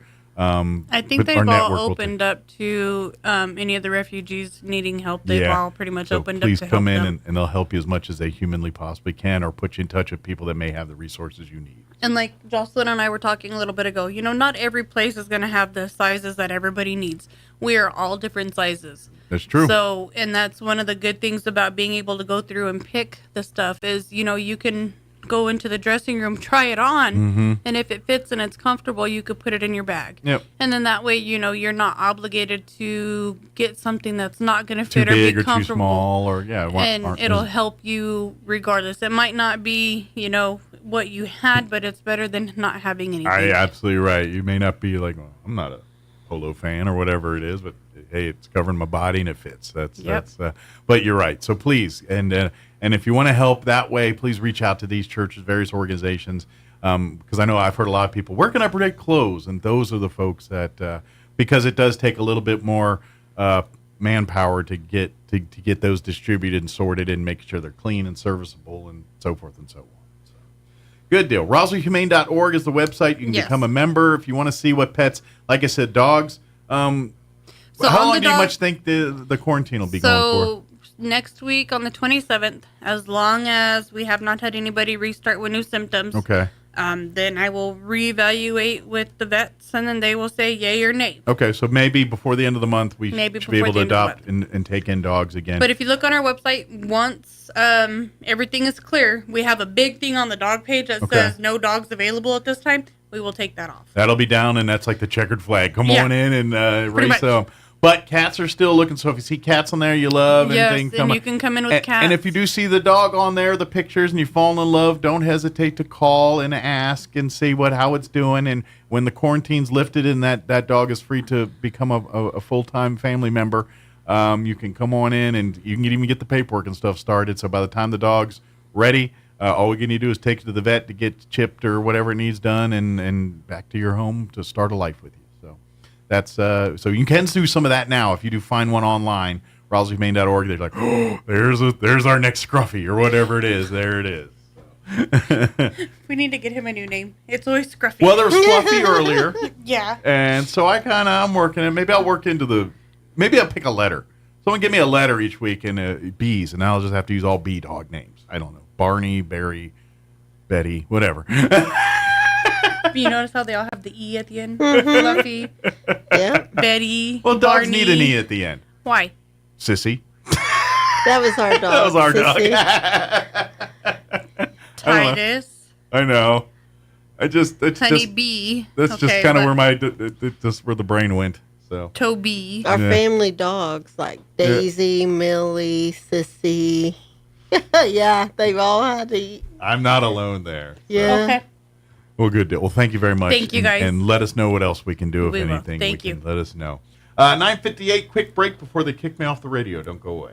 Do you love your car? Yes. Well, Roswell Hyundai wants to help you keep your current car with a lower payment. Introducing Refi with Hyundai. Roswell Hyundai wants to help you refinance your current vehicle with rebates and discounts to lower your payment. If you're ready to upgrade, Roswell Hyundai has a fresh inventory of new and pre-owned vehicles with special financing available regardless of your credit with I-10 accepted. Don't forget, all new Hyundais come with a 5-year bumper-to-bumper warranty and 3 years of free oil changes. So, what makes Roswell Hyundai the #1 used car dealership in southeastern New Mexico? You do. Roswell Hyundai, 1909 West 2nd. Hi, this is Jim Gill from Roswell Seed Company, here to announce that our geraniums are ready. So now the great debate begins. Are they pink or are they raspberry sorbet? Are they orange or are they Caribbean coral? Well, whatever you call them, they're the prettiest geraniums anywhere. We raise them in our own greenhouse, then send them home with you to brighten up the world. So come get yours now while the selection is best. Don't worry about the silly names. I heard that. Yes, dear. Coming, dear. Right away, dear. Of course, you're right. Bill Cunningham is now in Roswell on 106.5 FM, KEND Roswell. And we're closing in on 10 o'clock. Have an amazing weekend. We'll be back bright and early, 7 a.m. Monday. We'll keep posting on our